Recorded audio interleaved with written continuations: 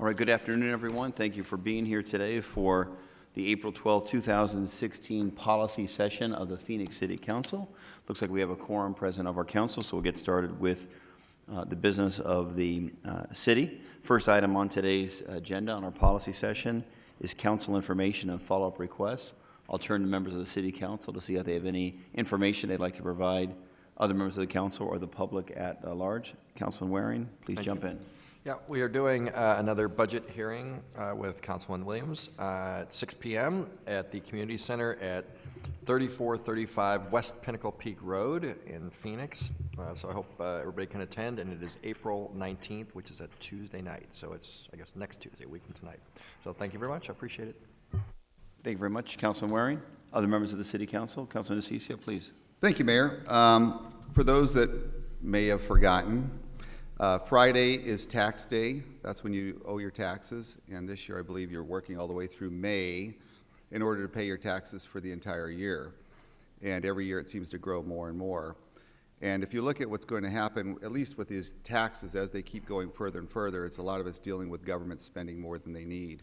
The City of Phoenix is going to actually be looking at a proposal to raise your property taxes at the City of Phoenix, like they weren't high enough already.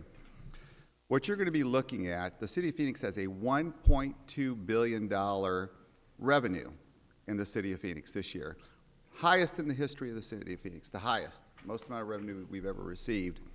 We've got a $60 million surplus, and one of the proposals is to increase your property taxes because it just seems like it doesn't have enough. I want you to remember that. I'm going to be talking about that quite a bit between now and July, I think it's 5th, when we're going to be voting on that. And I want the public to understand what's happening. I understand there was some polling done on it. 79% of the public was strongly opposed to it, and 13% supported it. So it tells you that you're not alone. And remember that on April 15th on tax day. We have several issues happening in the district.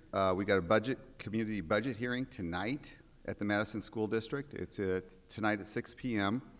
Madison School District Office Boardroom, and the address is 5601 North 16th Street.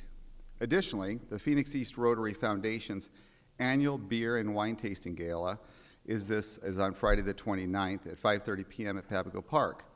The proceeds from this event, from their Rotary Project event, is going to be going to help an orphanage in Peru, support 2 Valley school districts, and they're doing grants for some of the scholarships in our community. The tickets are $40 a piece. Please contact my office with any questions. And no, I'm not a Rotary member. We just announce these for a lot of the groups that are out there. We also have these Impact Volunteer Awards tomorrow. The City of Phoenix rewards and basically acknowledges, I should say, through a reward of saying, using their names, individuals throughout our entire community in each of our districts, people who make a difference, people who volunteer their time, people who are committed to the city and making sure that good things happen in our community. That's tomorrow, Wednesday, April 13th at 5 p.m. at the City Hall subcommittee rooms. And then in the southern part of the district, the Ahwatukee Republican women are doing a tax day beer, wine, and specialty soda tasting event in order to remind people what's happening on tax day. And that's on Friday, April 15th at 6 p.m. And the address is 4025 East Tamiya Street, 85044. Tickets are $20. Again, contact my office for any additional information. And then the Ahwatukee Area Drainage Master Plan Study. I was just talking to Vice Mayor Gallego about this. She's got hers tonight, I believe. But we are going to have ours in the southern part, just because of the amount of flooding that occurred out there, Thursday, April 21st at 5:30 p.m. at the Kyrene Centennial Middle School. Contact my office for any information or any questions you might have. Thank you. Thanks, Mayor. Thank you very much, Councilman DeCiccio. Councilman Nowakowski, please. Thank you, Mayor. Mayor, for the Cesar Chavez Day, we had a cleanup day at St. Matthew's community. It turned out to be a great event, over 250 volunteers. I really want to thank the Sky Harbor Coalition for all their volunteers. And, you know, it's great to see those great vendors in our airport, but at the same time, they're coming out into the community, giving back to the community. They fixed up sidewalks, cleaned up alleys, painted out graffiti, And it's just amazing to see all those vendors that are inside our airport coming out to our community and making a difference. I really want to thank our City of Phoenix Neighborhood Services, Olga Soto, she's great, helping coordinate this whole event, Public Works, Human Services, and all the individuals from the neighborhood ministries. It was just a great event, and just thank you for helping out that community and taking back that neighborhood.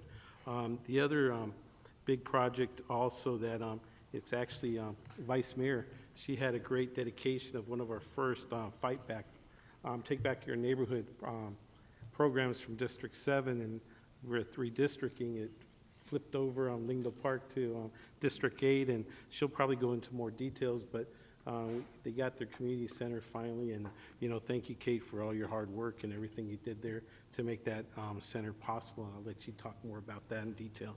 And this past Saturday, our office had a baseball clinic out in Levine, and incredible, about 300 kids went out there, and we had coaches from Betty Fairfax and from Cesar Chavez High School just training and teaching kids. A lot of these children was the first time ever catching a ball and trying to hit a ball. So it was pretty interesting, and really thank our Parks and Rec for working close with the Levine Little League out there and making this all possible, and all those volunteers that go out there and try to teach our kids baseball and keep them out of trouble at the same time. And I just really want to thank you. A reminder that we have a budget hearing tomorrow at Burton Bard Library at 6 p.m. Hope to see you all out there. It's very, very much information that we're getting. We're listening to the community, the importance of our public safety, also the support of the property tax that people are saying that they really want to see all their services rendered, and they'd love the amenities that we have in the city of Phoenix. And we basically I asked individuals at our budget meetings, what are the needs? What are the needs of the city of Phoenix, the residents of the city of Phoenix, and what are the wants? And if there's wants, how are we going to cover those wants? So it's very interesting conversations that we're having. And finally, I'd like to talk about the bike rodeo that we're having on April 30th. That's Saturday, April 30th. And we have 3 different bike rodeos, which is basically bike safety, working along with the different departments of the city of Phoenix. Our first one is in the morning at 8 to 10 o'clock. It's going to be at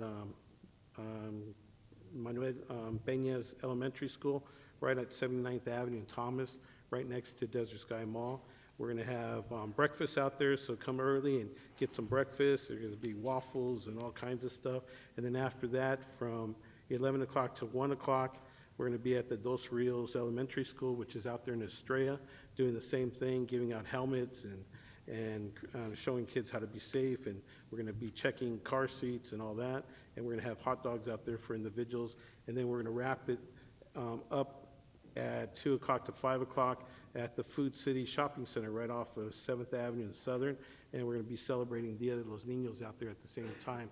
So we're going to have all kinds of prizes for the kids, giving out helmets, and it's going to be a great event. So we invite people that live in the Maryville area to come out, the people that live out in Estrella, Levine to come out, and people in South Phoenix to come on out and get your helmets, teach your kids safety on the bikes.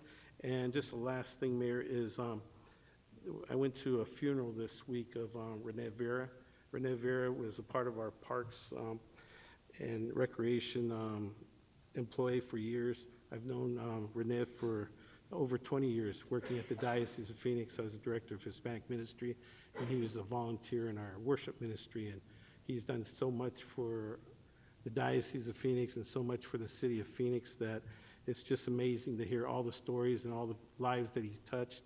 And, our thoughts and prayers are out there to the Vera family, and very dedicated to the city of Phoenix. David Vera was actually on a part of our firefighters out there, and now he's retired. And thank you for everything that family, the Vera family, has done for the city of Phoenix. Thank you, Mayor. Thank you very much, Councilmember. Other members of the council? Vice Mayor?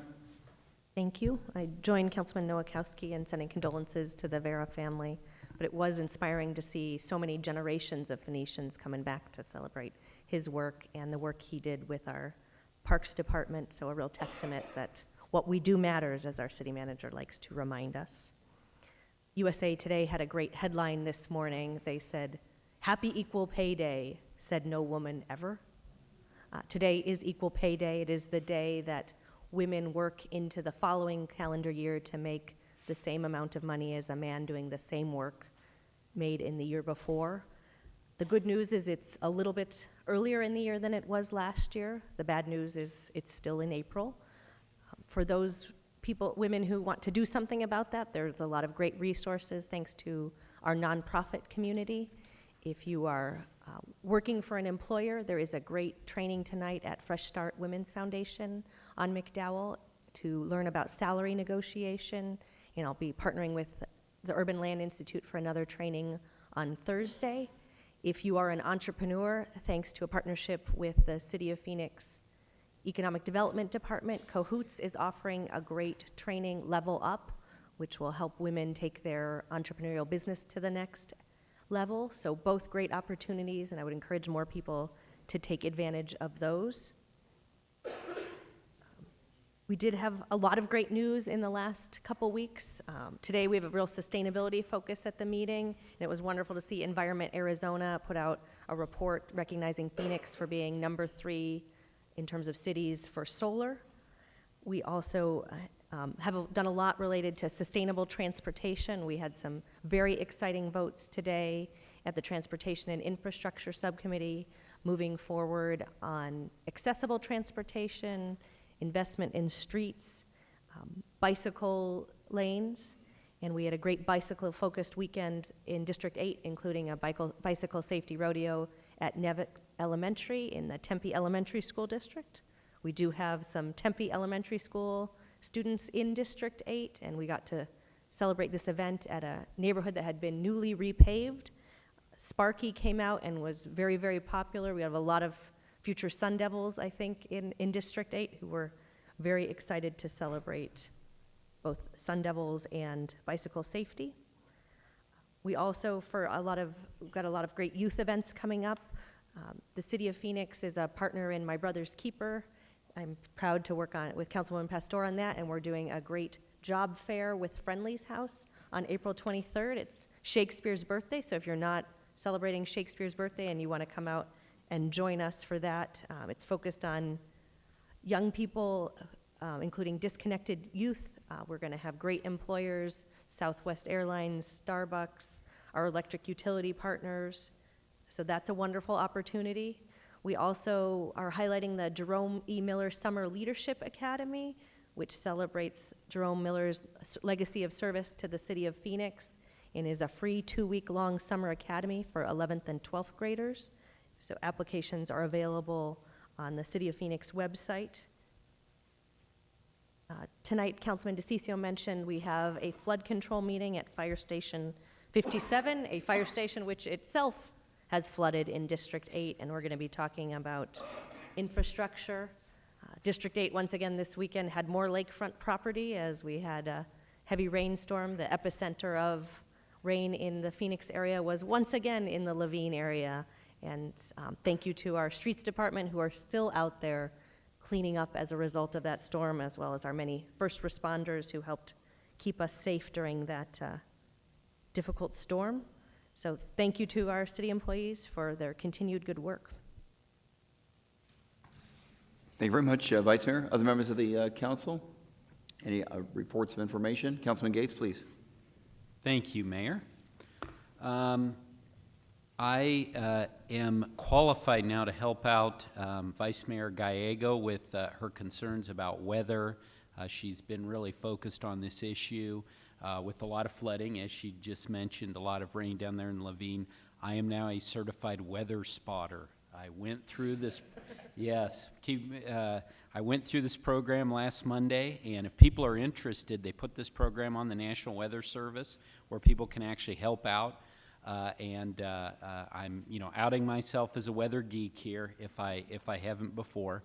It's a wonderful program where you can go out and learn, how to spot different weather phenomena, and then actually report it to the National Weather Service, which helps them to make forecasts in the future. So I may be down in Levine and for the next weather event in the future. A lot going on in District 3 this last couple of weeks. Thank you, Mayor, for joining us for the grand opening of the UMOM Parsons Village. Wonderful housing opportunity, transitional housing for the homeless, which is located in Sunny Slope, thanks to the support of the Arizona Department of Housing and the Bob Parsons Foundation. So it's a wonderful event. Also, this has been working on this one for a long time, but we just had the grand reopening of the Safeway located at 7th Street and Thunderbird in Moon Valley. And that was last Wednesday. Had a lot of people out there, and it was a great new amenity for the community, and we're all really excited about that in Moon Valley. We have another grand opening coming up on Saturday, April 16th. It's the ribbon cutting at 10 a.m. on Saturday, April 16th for the Phoenix Center for the Arts. They're opening a new location up in our area. Their Thunderbird campus at 12th Street in Grover, so hope you can all make it out for that. And then finally, I will be doing my April coffee chat, which will be next Tuesday, April 19th, in the morning at the North Mountain Business Alliance. They're near 19th Avenue in Peoria, actually over on North Lane. And so hope you can all join us for that. Thank you, Mayor. Thank you very much, Councilman Gates. Councilwoman Pastor? Good afternoon. Tonight, I will be hosting a budget hearing at Phoenix College starting at 6 o'clock. Tomorrow night, I'll also be hosting, along with Councilman Nowakowski, at Burton Bar Library. And then on Tuesday, April 19th, I will be hosting a youth hearing, or youth budget hearing at MetroTech, along with Councilman Valenzuela. So you're more than welcome to join. I encourage you to join. We want to hear you. Greater Phoenix Urban League Professionals is hosting YP Youth Leadership Summit, April 23rd, 2016, from 9 to 12 at ASU Downtown Phoenix campus. And if you're interested in joining, they're still looking for youth. And so you're more than welcome to contact my office to give you information, or you're welcome to go to the Greater Phoenix Urban League website. In addition to that, this Saturday, April 16th, I will be having the bike safety event and a Grand Canal ride. We'll start off at Pueblo del Sol on 35th Avenue and Osborne, and we will start our ride on the canal, and we will continue to Osborne Middle School. We'll take a break. We'll have another bike event, and then we'll get back on our bikes and ride the canal along to Longview, where we'll end the bike ride, and we'll also be embraced by another bike event. So I'm hoping many of you, those that want to, go on a bike ride with me on the canal. One of the items reason why I waited for the end was because I wanted to recognize some volunteers, and those volunteers helped Vice Mayor Gallego and I with the Youth Engagement Summit. And I also want to thank all the city staff from many different departments and our community volunteers that gave their time on that day.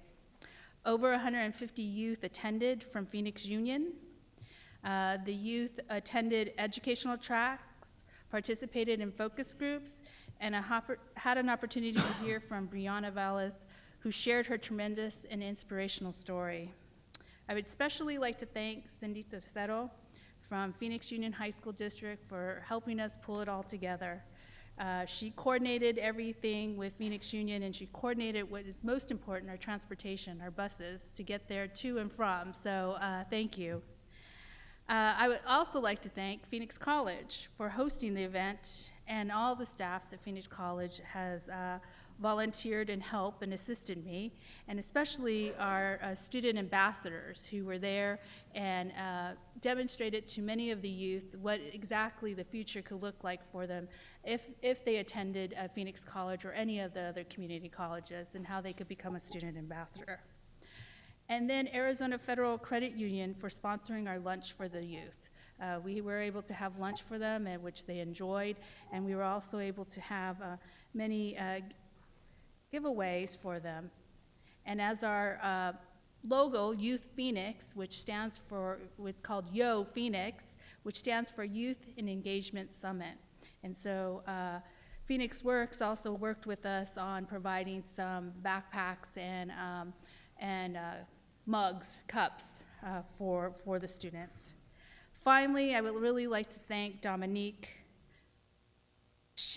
Her role in helping us create a survey and tracking all the thoughts that the students had about what they wanted in their community and preparing the results, the report from the surveys. Thank you so much. We wouldn't have been able to do it without you, Dominique. I would like everybody that participated in the Youth Engagement Summit, which includes Martin and Tamara, and my staff, Frida, David, Tim, Fernando, I see you over there, and Deanna. Could you please all stand? I really would like you to be recognized for all the great work that you guys did. Thank you.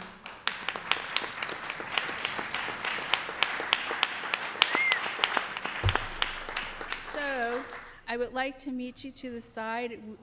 Vice Mayor Gallego and I have a certificate of appreciation along with the mayor to take a picture. Thank you. Exactly.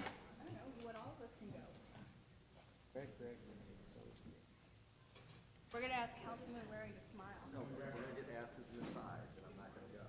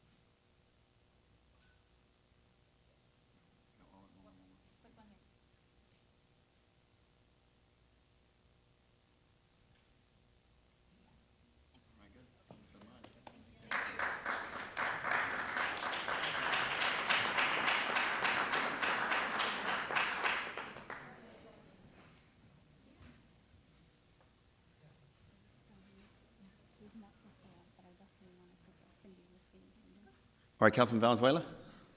Thank you, Mayor.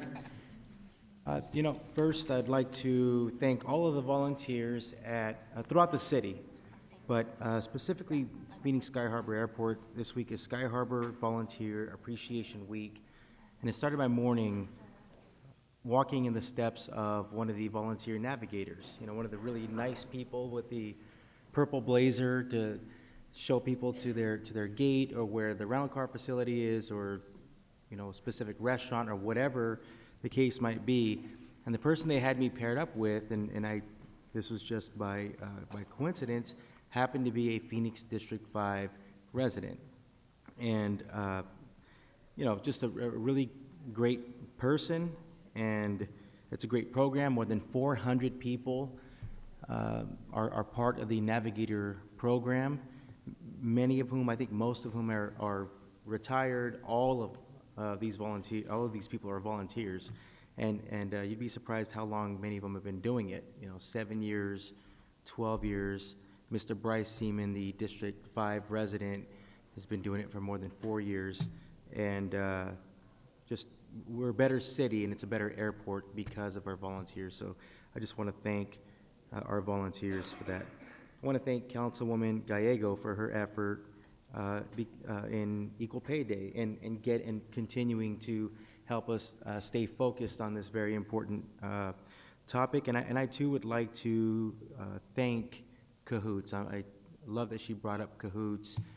Cahoots is opening their second co-working space in Midtown Phoenix, and they're focused on social entrepreneurship and education.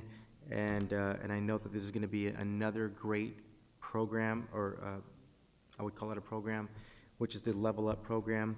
So congratulations to Jenny Poon and of course Odine Domingo and the entire team over at Cahoots. A few days ago, this past Saturday, over at Hance Park, we celebrated a $2.5 million national commitment by American Express to the Valley of the Sun Valley of the Sun YMCA to help increase participation in outdoor activities. Mayor Stanton and I, along with Congressman Gallego, and many members of our city staff, were at Hance Park with a bunch of YMCA kids, and we were planting trees. But this grant is going to allow us to move in the direction of being one of the healthiest cities in the country. Certainly, we can be the healthiest city that Phoenix can be. If I can just, for a moment, talk about Fit Phoenix, one of the important initiatives that we have right here in Phoenix that's largely done on public-private partnerships. More than 300 programs that the city of Phoenix has that encourages people to live healthier, safer lives. And a lot of people don't realize that, but we really are moving in this direction. It did catch the attention of the First Lady and her initiative, the Let's Move initiative, which this effort is part of that initiative. So thanks to the First Lady and the Let's Move initiative, and this absolutely continues to put Phoenix on the map as this city with an aspirational goal, but even more important, a goal that we are continuing to achieve every single day, and that is to be the healthiest city we can possibly be. And at some point, I believe we'll be the healthiest city in the country. We also have a city budget hearing in District 5 this evening. Vita Paz Elementary School on about 103rd Avenue, south of Camelback.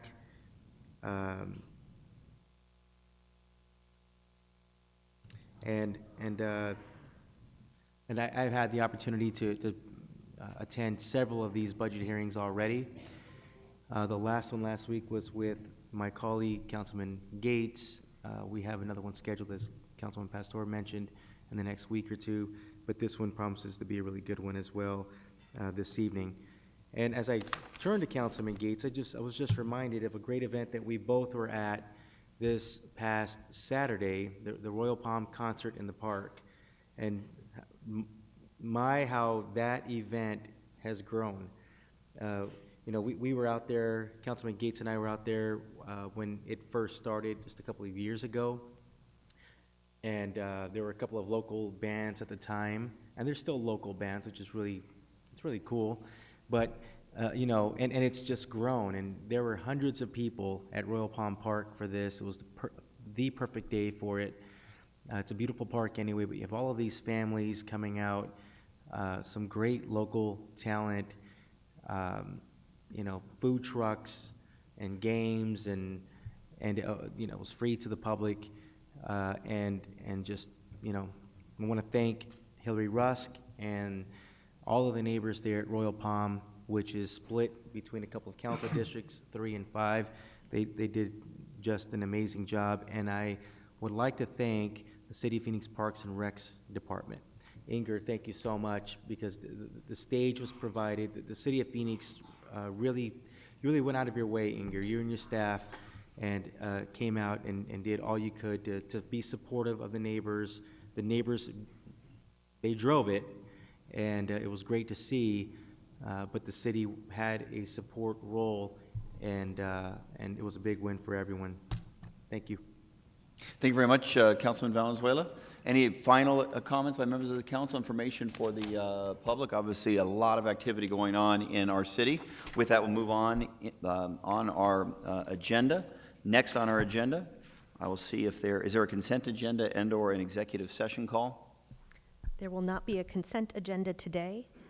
Mayor, in accordance with a properly posted notice and agenda, I move that the City Council, pursuant to Arizona Revised Statutes, Section 38-431.02A, meet in executive session on Wednesday, April 20th, 2016 at 1 p.m. in the East Conference Room, 12th floor of the Phoenix City Hall Building, 200 West Washington Street, Phoenix, Arizona, and on Tuesday, April 26, 2016 at 1 p.m. in the East Conference Room, 12th floor of the Phoenix City Hall, 200 West Washington Street, Phoenix, Arizona.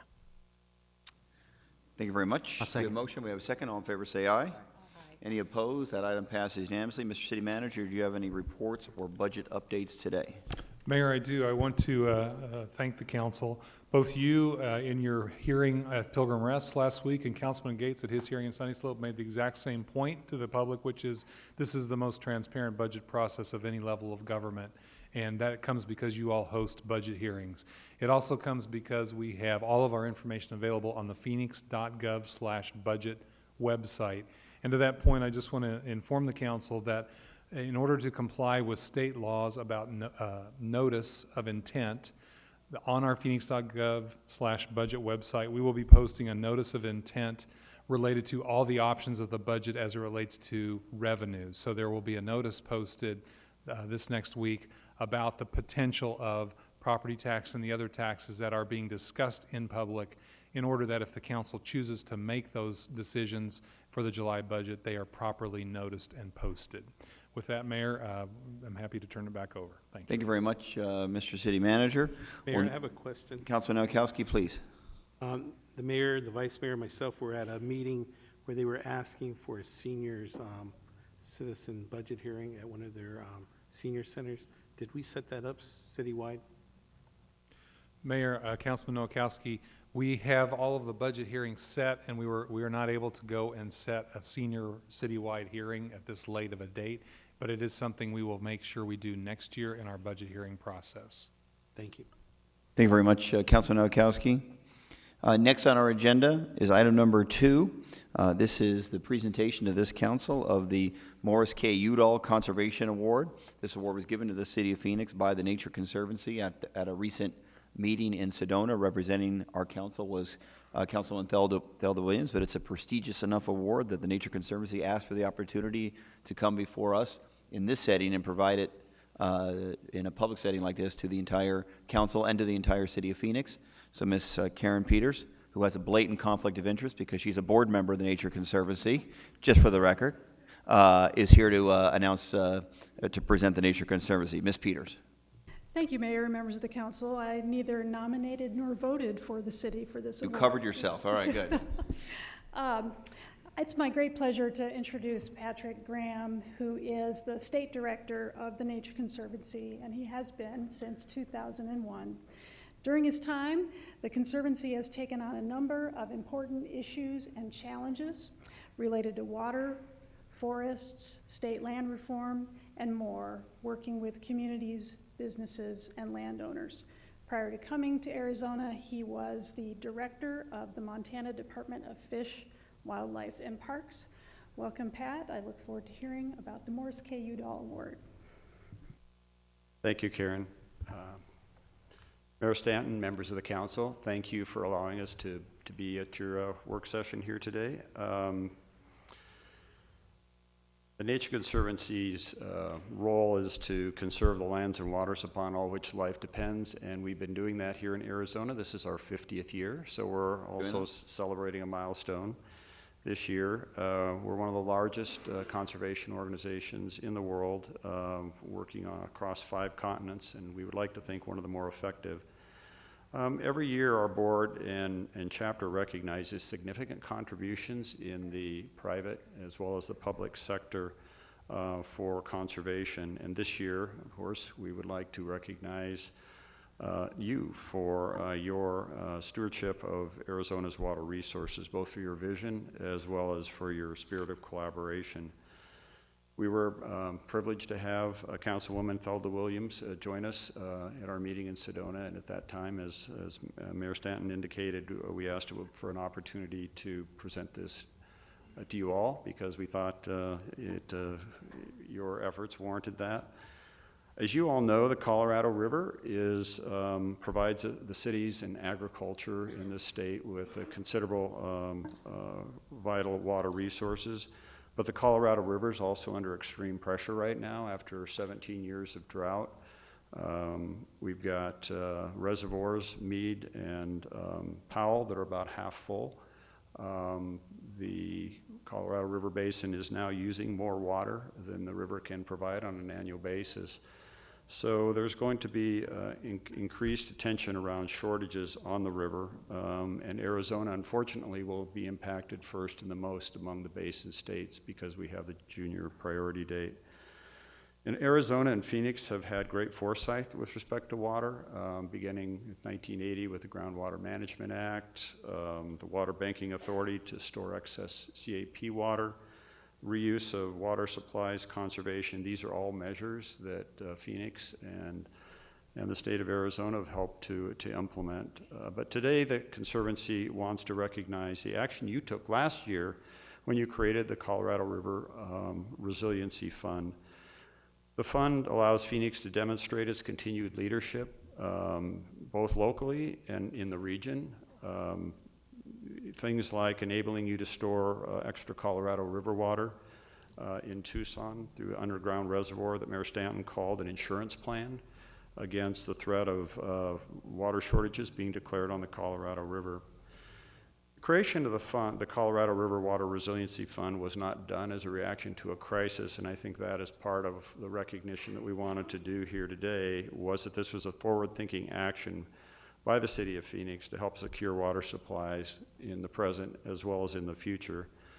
The Conservancy is equally committed to working with cities like Phoenix, business leaders, and others to help secure water supplies and the rivers and our watersheds that provide that water, by investing in cost-effective solutions that reduce risk and uncertainty, as well as maintain the health and resilience of our natural environment. We will be announcing the first phase of a water fund for the Salton Verde watersheds next month. Wow. The award, as you mentioned, was named after a legendary leader in Arizona, Mo Udall, and so on behalf of the board and staff of the Arizona chapter of the Nature Conservancy, we would like to present Mayor Greg Stanton and the members of the Phoenix City Council this award for your leadership in innovative water management, as well as your commitment to securing water for both our communities and for our environment. So Well, thank you very much for that prestigious award. In a moment, I'll ask each of the council to come over to the side. We will take a quick photo, but very briefly. But I just want to say thank you for that, for this very prestigious honor, named after obviously one of our greatest leaders when it comes to conservation efforts, Congressman Morris Udall. As you know, in addition to the prestigious award from the Nature Conservancy, the White House recently recognized Phoenix for the innovative water partnership with the city of Tucson, which is a big part of the Colorado Resiliency Fund, as a best practice across the United States of America. But we don't want it to be just a Phoenix thing. Phoenix was first in terms of creating a resiliency fund, but we hope that other cities around the valley will do a very similar thing, because yes, the amount of resources that we're able to put towards resiliency efforts is significant from our water fund, but it would be even more significant if we could pool it with other resources from other communities. And we are all in this together. We are all in dealing with this horrific drought, the effects of climate change, all of the challenging issues that we're dealing with. We're all in this together. So we hope we can positively motivate some of the other cities in the valley to create a similar type fund, pool our efforts, and now we're really onto something at that point. I really want to thank the Nature Conservancy for creating their own fund for the Salton Verde River watersheds. Any other comments, members of the council? And then we'll take a quick picture with the very prestigious award. Let's do the picture. Thank you so much.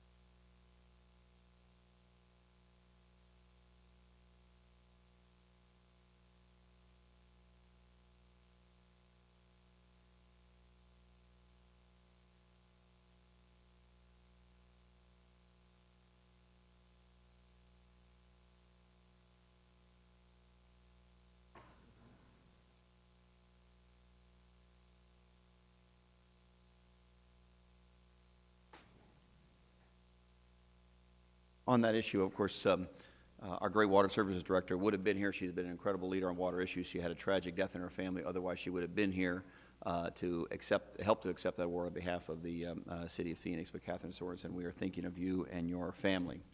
Next, and on a very similar topic, Mark Hartman and his team have been working very hard on a recommendation for the City of Phoenix 2050 sustainability goals. I believe that this is very, very important to the people of the City of Phoenix. Again, similar to the last item, as we deal with the effects of climate change here in Arizona, and I would politely argue the effects of climate change isn't as recognized in Arizona as it is as many other parts of the country and the world. It's so often thought of as something that affects cities on the ocean, and we don't think as much of the impact on climate change on cities in the desert Southwest, particularly as it relates on our access to water. Climate change is going to have a devastating impact on our city, and so having very ambitious, tough, strong, but obtainable, if we work hard, sustainability goals are very important. I don't need to tell everyone at this podium that next week the President of the United States is going to sign the Paris Accords, very ambitious worldwide goals to reduce the impact of climate change and also climate resiliency. I don't need to tell anyone on this podium that there's almost no way that Congress is going to affirm those goals. If we're going to achieve our goals that the President is signing next week, it's going to happen at the city level. It's going to take cities like Phoenix stepping up the plate and showing leadership. That's why this item is, in my opinion, is so important. Cities need to show leadership on this critically important issue. I don't know if any other council members have any opening comments before I turn it over to Karen again and her team to allow Mark to present his proposed 2050 sustainability goals to this council, and then we can open up for comments or questions. Karen. Thank you, Mayor, members of the council. With me today are Mark Hartman, the city's Chief Sustainability Officer, as well as Dr. Charles Redman, Founding Director of Arizona State University's School of Sustainability. He is currently a Distinguished Sustainability Scholar at ASU's Julie Ann Wrigley Global Institute of Sustainability. Chuck has lived in Arizona for over 30 years and has devoted his career to studying cities and how they impact their environments, with an emphasis on planning for sustainable communities. I'm pleased to have him with us today. Thank you. So,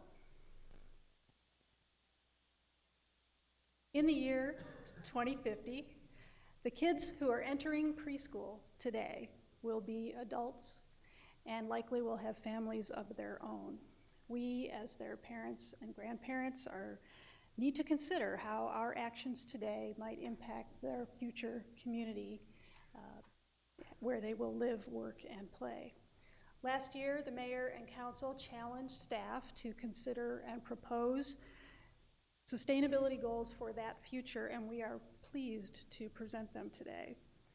It's important to think of 2050 not as a hard deadline, but rather as a proxy for our desired outcomes. But why do this? Why set these goals for so far into the future? Setting the goals will drive innovation. It will drive business attraction and economic benefits. But just as importantly, achieving these ambitious goals will enhance our common environment, reduce the effects of climate change, and improve quality of life for Phoenix residents. These long-term environmental sustainability goals leverage and build on Plan Phoenix, Transportation 2050, and other efforts to envision the sustainable desert city that Phoenix residents want. We cover a lot of ground with these goals, but we aren't directly taking on goals related to the community's long-term prosperity and health as described in Plan Phoenix and other best practice sustainability measures such as STAR communities. So there's more to do, but today we're focused on environmental sustainability, which we define as improving quality of life for everyone while enhancing and restoring nature. Mark Hartman, the city's Chief Sustainability Officer, is here to talk about the goals, as well as the extensive public outreach that he and his team have conducted. But first, I want to acknowledge and thank the many city staff who came together to hammer out these goals. This effort has been a true cross-department, silo-busting collaboration. So I'd like all who are here who participated in our many meetings and conversations to stand and be recognized. Come on.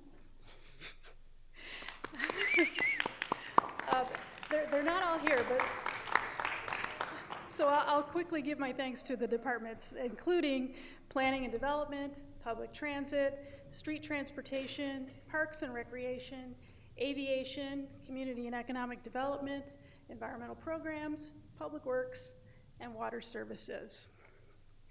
So now, here is Mark Hartman to walk us through the community outreach and proposed 2050 environmental sustainability goals. Thank you, Karen, and good afternoon, Mayor and members of Council. It's great to kind of talk about and bring these forward after really, it's indeed been a real catalyst of conversation with staff and with the community that have really come together. We've done extensive outreach. It's really been a one-year conversation in the last 6 months. We've really focused on a lot of public presentations, talking to boards and commissions, going to all our village planning committees, and really talking to them. And it really was, for me personally, encouraging hearing the investment and great ideas from these volunteer efforts that represent our community, and really some great comments and support for us setting these long-term goals and objectives. We talked to a lot of stakeholders, so we've identified a few here: Urban Land Institute, Development Advisory Board, Valley Partnership, and you talk to utilities and talk to various organizations and nonprofits, and had those conversations that it was really something hearing about, these are goals that are really will drive businesses to our area, will really are really where we're headed as far as development goes. And as we did presentations just more out in the public, like at City Hall and in public venues, I think we even went to Councilman Gates' coffee chat, and it was really interesting hearing from the general public about comments saying, we had no idea you were setting these goals. These are really great. I'm glad to hear that Phoenix is taking this leadership role and doing that, and very interesting.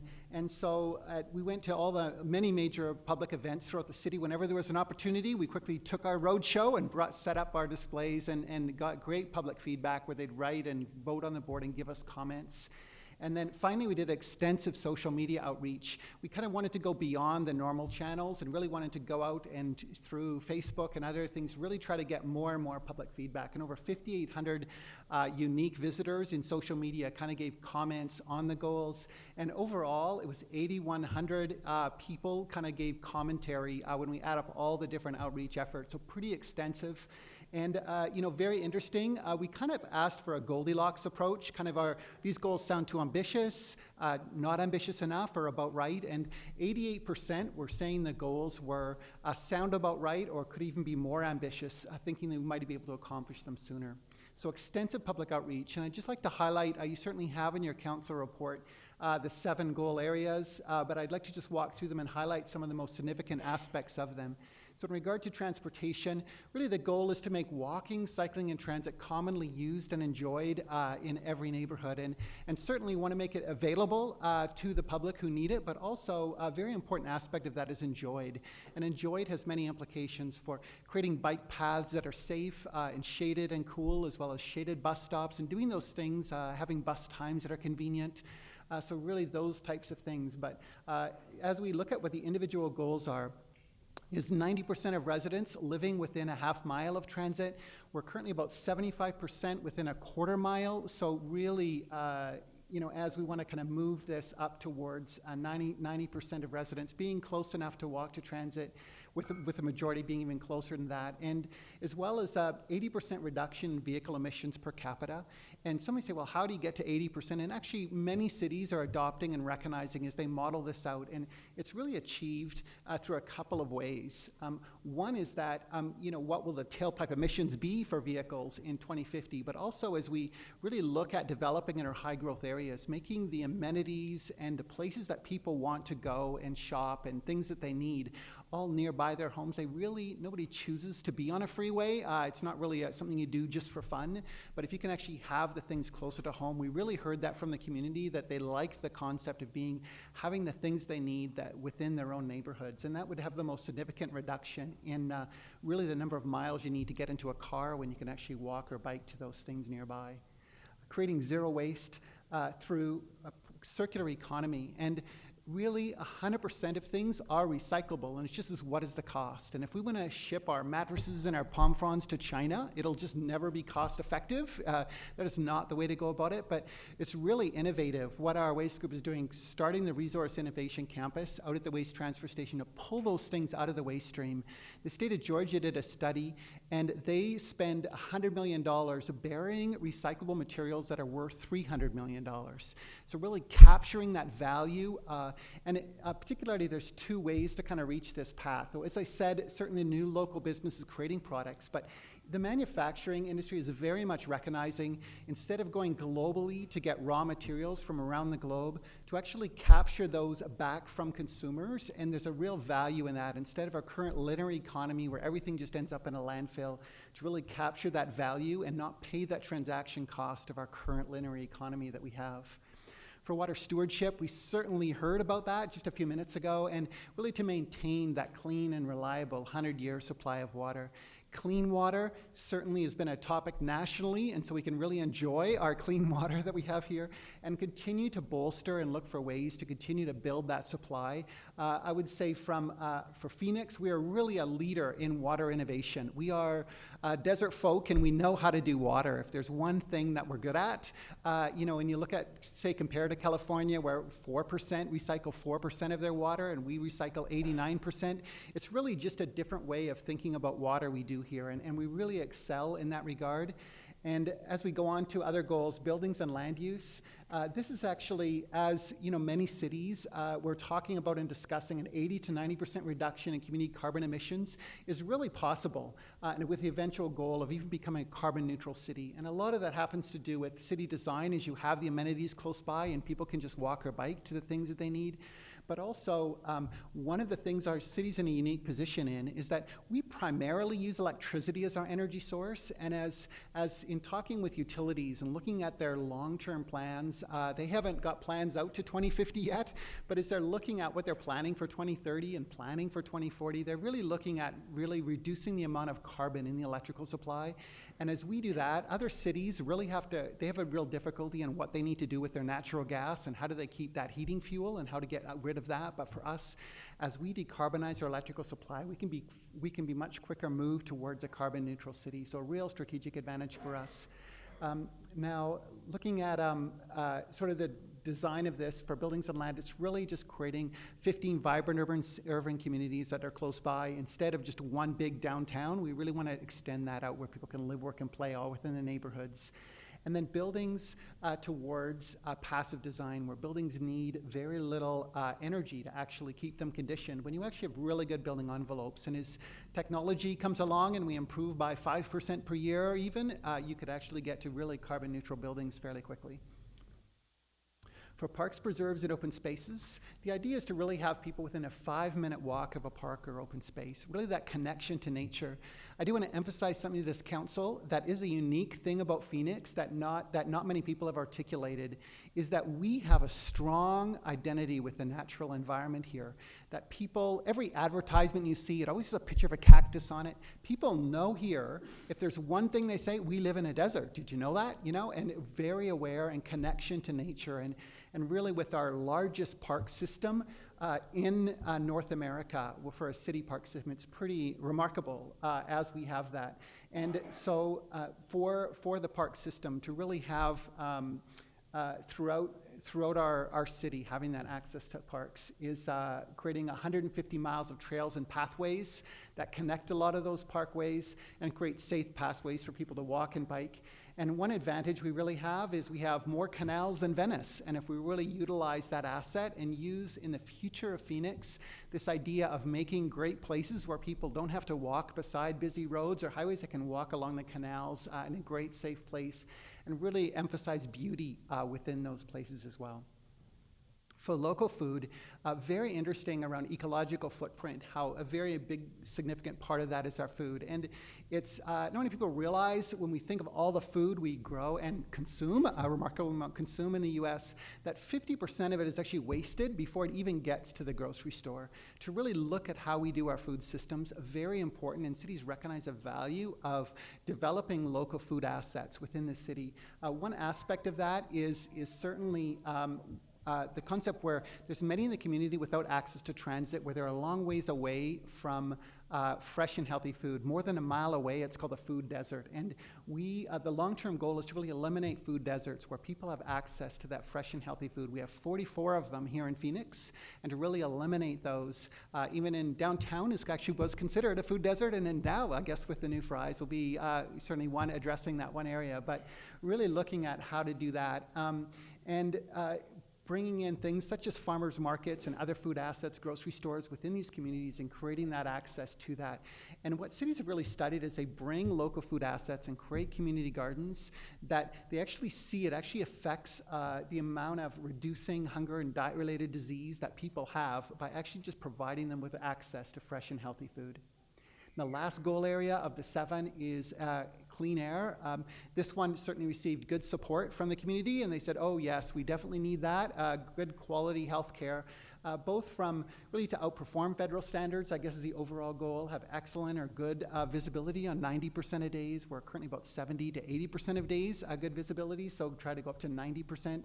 And then significantly reduce the rates of asthma and respiratory illness and things from having a clean air system. So very important component within this whole set of goals. The last one I'd really like to comment on, and it's really been interesting as I've talked to other cities, that we really have global and national leadership. Certainly how Phoenix is doing. When we consider, as mentioned, certainly mentioned a lot, our water system, our groundwater management, conservation, innovation within Phoenix, we are by far a leader nationally. We know how to do that.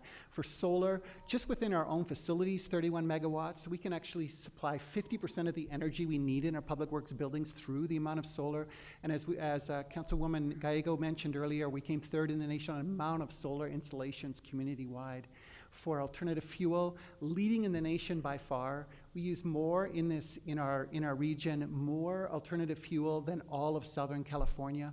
And it's very interesting as we look at what is the cost of that, and we're doing it for less money than showing that leadership position for than other surrounding municipalities. For circular economy, definitely I think it's remarkable being part of the Ellen MacArthur Foundation and somehow getting in the door and being in front and having an international audience on this, very significant. And we're really getting to pilot many of these things and getting support for doing that. We're part of a Carbon Neutral Cities Alliance, one of 18 cities. I was just in New York last month and talking about pathways to get there and how to do that. Very interesting, and lots of resources on wanting to help cities in order to pilot and try many of these things. The Mayor's National Climate Action Agenda, definite leadership that the Mayor mentioned in his introductory remarks. And it really, even things like our support from AmeriCorps Vistas, that we have 2 Vistas working for us for a couple years doing these things, was very much through this MNCAA partnership. We got recognized and put on the list for this particular one. And the last area in my comment I'd really like to provide to you, Council, is that these 2050 goals really do align with best practice. This is to be a leading city. These are the goals. They're actually very good goals and I recommend high adoption. And I certainly want to, as a last area, we actually have Dr. Charles Redman here to comment. As mentioned in the introduction, been studying cities for resiliency and sustainability for 3 decades, perhaps, and would really like to have his comments as well from a researcher of what cities are doing, and would really appreciate your comments. Thank you. Dr. Redman. Thank you, and thank you, Mayor Stanton and City Council members, for allowing me to speak and to reaffirm many of the things that Karen and Mark have just been presenting. The reason I thought it was worth coming here is I am a long-term Valley resident, and I do travel nationally and internationally to other cities and speak about things we're doing here. And I have to tell you that I'm usually on the defensive, that people drive through, they think of things I don't even want to bring up. It's getting easier to defend Phoenix. And I think you all should take pride in that. And I want to be part of that because I see Phoenix as a very exciting place. I've committed my own life to it, and my family's life to it. And I think people don't understand that we are a real laboratory for growth and change. We're distinguished in the United States by our rate of growth and our rate of success at growth. And I think increasingly, as people stop looking, I love Chicago, but looking at cities like Chicago or Atlanta or Boston as icons of what a city should be, they still look like they looked 100 years ago. We're in a constant path of change, and I think that is a position we want to occupy nationally. We want to be seen as forward-looking. That's why these goals are so important. We want to be seen as a city that tries to envision the future and then to create it. We have this special challenge. We live in the desert. We are exposed to high heat. We have the risk of drought and water shortage. And what's important is we have stepped up to the plate in these issues and are doing things about it. And I think other cities are impressed by this. As Karen mentioned, have just received a federal $12 million grant to establish a network of North American and Latin cities to help better plan resilient infrastructure for the future to cope with climate change and extreme weather events like we heard about last weekend. When I do this, Phoenix is the hub of this network. We're the one, in Mark's office as a collaborator with us, we're the ones setting the pace and suggesting ideals and ways to bring people together to create more innovative solutions. What about this goal in particular, the one you've been presented with, the plan for 2050? It's exciting, and it's exciting because it is aggressive, and it's aggressive in an aspirational way. That is, these are not things that there are penalties associated with, or by 2020 with this and 2030, 2040. These are things we hope to do, and we hope to do them for very good reasons. The plan associates with it metrics, and metrics are important, and people want them because they want to know how they're doing. And I think as leaders of the city, it's important that you set some goals, and they aren't just the goals themselves, but they are real outcomes you're looking for. You're looking for outcomes of an enhanced quality of life, of better availability of services, of increased health. These are the kinds of things that people treasure and value, and I believe it's the kind of things that position Phoenix as a differentiated city from other cities today. I think our goal has to be not just to be the best, but to be seen as the best, as it'll contribute to our economic productivity and economic attractiveness nationwide. And so I have really 4 reasons that I think this whole program is exciting and certainly has my support. And number 1, it is the right thing to do. Let's not underestimate that we all have a moral obligation to our families and ourselves and our neighbors to have the best city we can. And I think these are 7 major elements of making a city enjoyable and of a high quality. I also think, and it was brought up in the presentation, that there are economic results from these kind of changes. Number 1, seen as a differentiator, attractive to the creative class, attractive to corporate relocations, but also direct economic benefits. A lot of the changes we're talking about require local industry to do them, require local installations, require local activities, not outsourced activities, not outsourced production. And so I think they're very important that way. And I think not only are they economically important and morally the right thing to do, they're going to be enjoyable. These are things people want: outdoors, recreation, activity, clean air and health, land use and parks. These are amenities that all of our citizenry are going to thank us for in the 25 or 30 years from now, when Phoenix is very much the model city of America and hopefully of the globe. Thank you, and I hope we see this enacted and, in fact, pursued over our generation.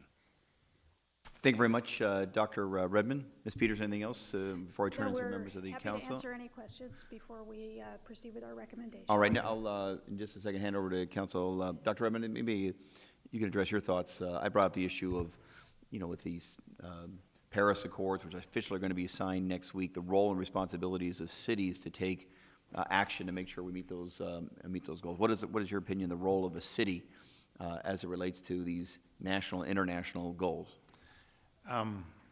You hit the nail on the head, and it's something we've recognized for some time now, and that is where climate change, whatever form it takes, will be felt is really at the city level. This is where it will get hotter or not get hotter. This is where it will rain more or rain less. And excitingly, cities have taken the leadership position where the federal government, in our case, has been very disappointing, though, in fact, there are glimmers of hope, and glimmers of hope from other countries that have been holdouts on this, including even China, our anathema on this. But it's cities where it's going to happen. It's cities where we're going to feel it, and it's cities where the actions we take will actually be felt. And I have to say, I'm excited to see Phoenix moving into a leadership role here, because this will be noticed. And as I said, we want those differentiators that make us seen as leadership city and a place to be living. Thank you very much. I'll turn now to members of the council. Councilman Nowakowski. Mayor, thank you, Mary, and also I want to thank all the individuals involved in making this possible in 2050. Very proud to have the Resource Innovation Campus in District 7. I want to thank ASU for all their participation in making this possible, and yourself, Dr. Redmond, and also for looking for local businesses and manufacturing sector to come in here and find that solution for us. How can we use this raw material and put it into consumers for a daily purpose? And I think we're going to reach that zero waste by 2050, working together. And thank you so much for everything you've done and for all your input. And thank you, Mayor, for creating this whole program. And it's something that's going to really impact the future for our children. Thank you very much. Vice Mayor Gallego. Thank you. I am thrilled that we are thinking long-term. We really need to plan beyond the next year, budget year or budget cycle. If we're going to put Phoenix on the map in a big way, we have to be aspirational. We have to think long-term. It reflects well for us that we have a chief sustainability officer. There are a lot of cities that don't have a C-level executive who is focused on sustainability, but it's an important part of our brand at the City of Phoenix. As someone who used to work in economic development, I'm still on a lot of email lists, and I love it when I see an announcement saying that a District 6 general contractor is building a solar project designed by engineers in District 4 using steel made in District 7. It's really part of our economy here. We have these great businesses who have sustainability at their core of their business proposition. We're a national leader on sustainable materials. So much of the innovation in building nationwide and worldwide comes out of this community. We're doing great things on food systems. I have the honor of having as a constituent Dr. George Brooks, who is helping us lead the way on that particular metric, and it's something that I think is part of our economic development strategy. It's an area where we've excelled. We have the natural resources. We have the open space to be able to accommodate a resource innovation campus. And then we have great spokespeople. We send our city manager to go talk on NPR about palm fronds, and we get interest from all over the country in our palm fronds. So everything in Phoenix we can turn into a resource, right? The mayor has us all trained now. We don't have trash, we have resources. Exactly. That's right. And there's a reason I think that the president has challenged cities to step up on climate change, but it is not just the president.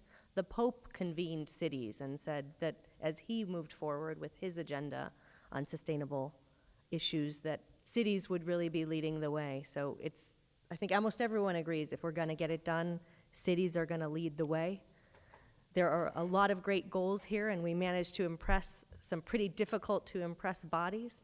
I have never managed to impress my village planning commissioner, so that I'm very glad that Mark Hartman was able to do that. Later you can give us some tips. But they're quite diverse stakeholders who really represent some of our most involved community leaders, and they have very high standards for us, and I was happy to see that they wanted us to continue to do more. I'm looking forward to having the next round of goals maybe focused on the economy and some of our more tangible economic development outcomes related to sustainability. But this is a great place to start. I am also thrilled that we, I think, recently added the focus on asthma. I have areas in my district where the majority of young people suffer from asthma. I think this is an issue that is personal for both me and Councilwoman Pastor, as well as many of my colleagues. It's an issue where we're not quite where we need to be at the City of Phoenix, and that's got to be part of our agenda moving forward. So thank you for including that among many important metrics. Thank you very much, Vice Mayor Gallego, for your leadership. Councilman Gates? Thank you, Mayor. Mark, thanks for all your work, obviously reaching out in the community, really appreciate that. And specifically, the work that you've done with our stakeholders, with the utilities, with the home builders, appreciate you doing that, because I guess I might come at this a little different perspective than some of my other colleagues here. I don't necessarily think it's city governments that need to tackle this. I think it's people. I think it's and it's the private sector. And I think this is actually a great opportunity to shine a spotlight on some of the work that the private sector has done already. And one that I would point out is in the buildings and land use section. I think we'll be able to achieve this goal, and one of the reasons is because our home builders right now, my understanding is 74% of the new homes built in the APS and SRP territory are Energy Star, and like the national average is 12%. So this is, you know, it's great, I think, for us to set these goals out there, but we're going to do it working with the private sector, not working against them. I appreciate the fact that these goals are not a hammer. There's not hammers in here on business. It's encouraging, and we need to continue that, in my opinion. We need to continue that approach. These are broad goals. There's a lot more specific work that needs to be done over the years, and I'm sure that you'll have those same stakeholders at the table moving forward. I think that's extremely important. If we do that, then we can be successful. I did have a question about the clean air goal. Is this, because I want to be very careful because we've just come, you know, out of non-attainment with the EPA, are we taking on an additional air quality standard than we already have? I mean, that's really a regional issue, so maybe you can speak to that a little bit. Mayor, Councilman Gates, you are absolutely correct that air quality is a regional issue, and we work with our partners at the county and MAG to strategize about accomplishing those results.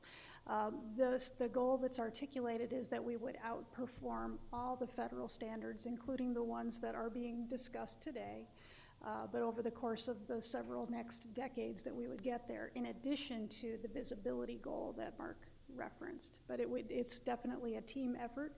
Phoenix cannot do this without support from the entire region.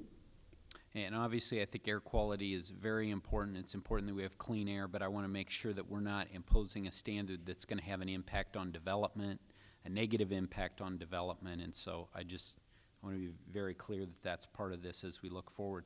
I did have a question on waste diversion. I saw something in here about 60% by 2020. Are we moving the goalposts, or? No, go ahead. Oh, certainly. That was within city operations. So one of the things for leading by example, we really realized is if we're really going to ask the community to get to 40% diversion, we really want to, within our own operations, really say, what are we going to do in city facilities? And so really wanted for ourselves to set a higher standard. So we're saying by 2020, we're going to have 60% diversion in our own buildings and all of our own waste.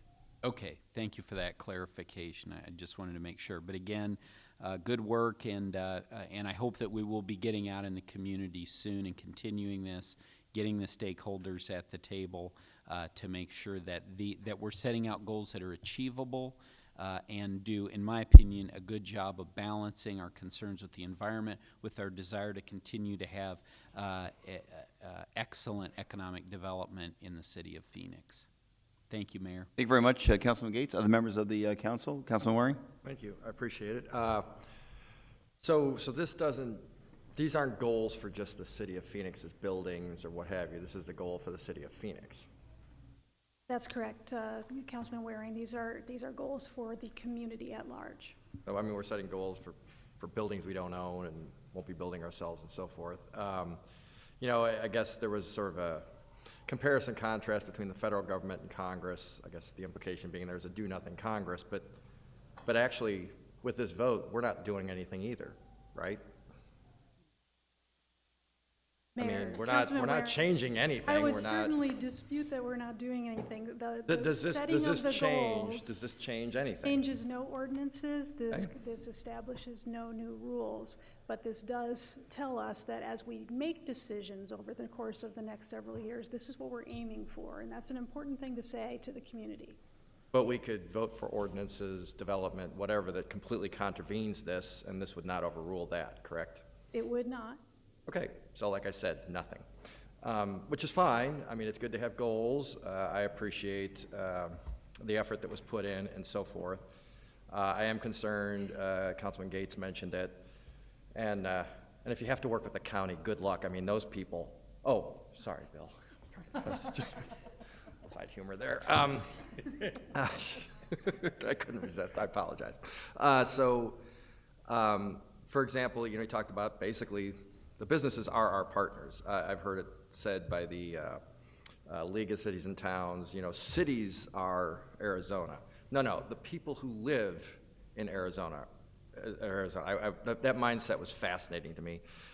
So it's the businesses, the people who work here, the jobs, et cetera, that makes up our community, not the city leadership. And sometimes I think that gets lost in things. So I am curious, because it got mentioned, one of our big business partners, if you will, are the utilities. They got pretty quickly mentioned in a list that Mark read.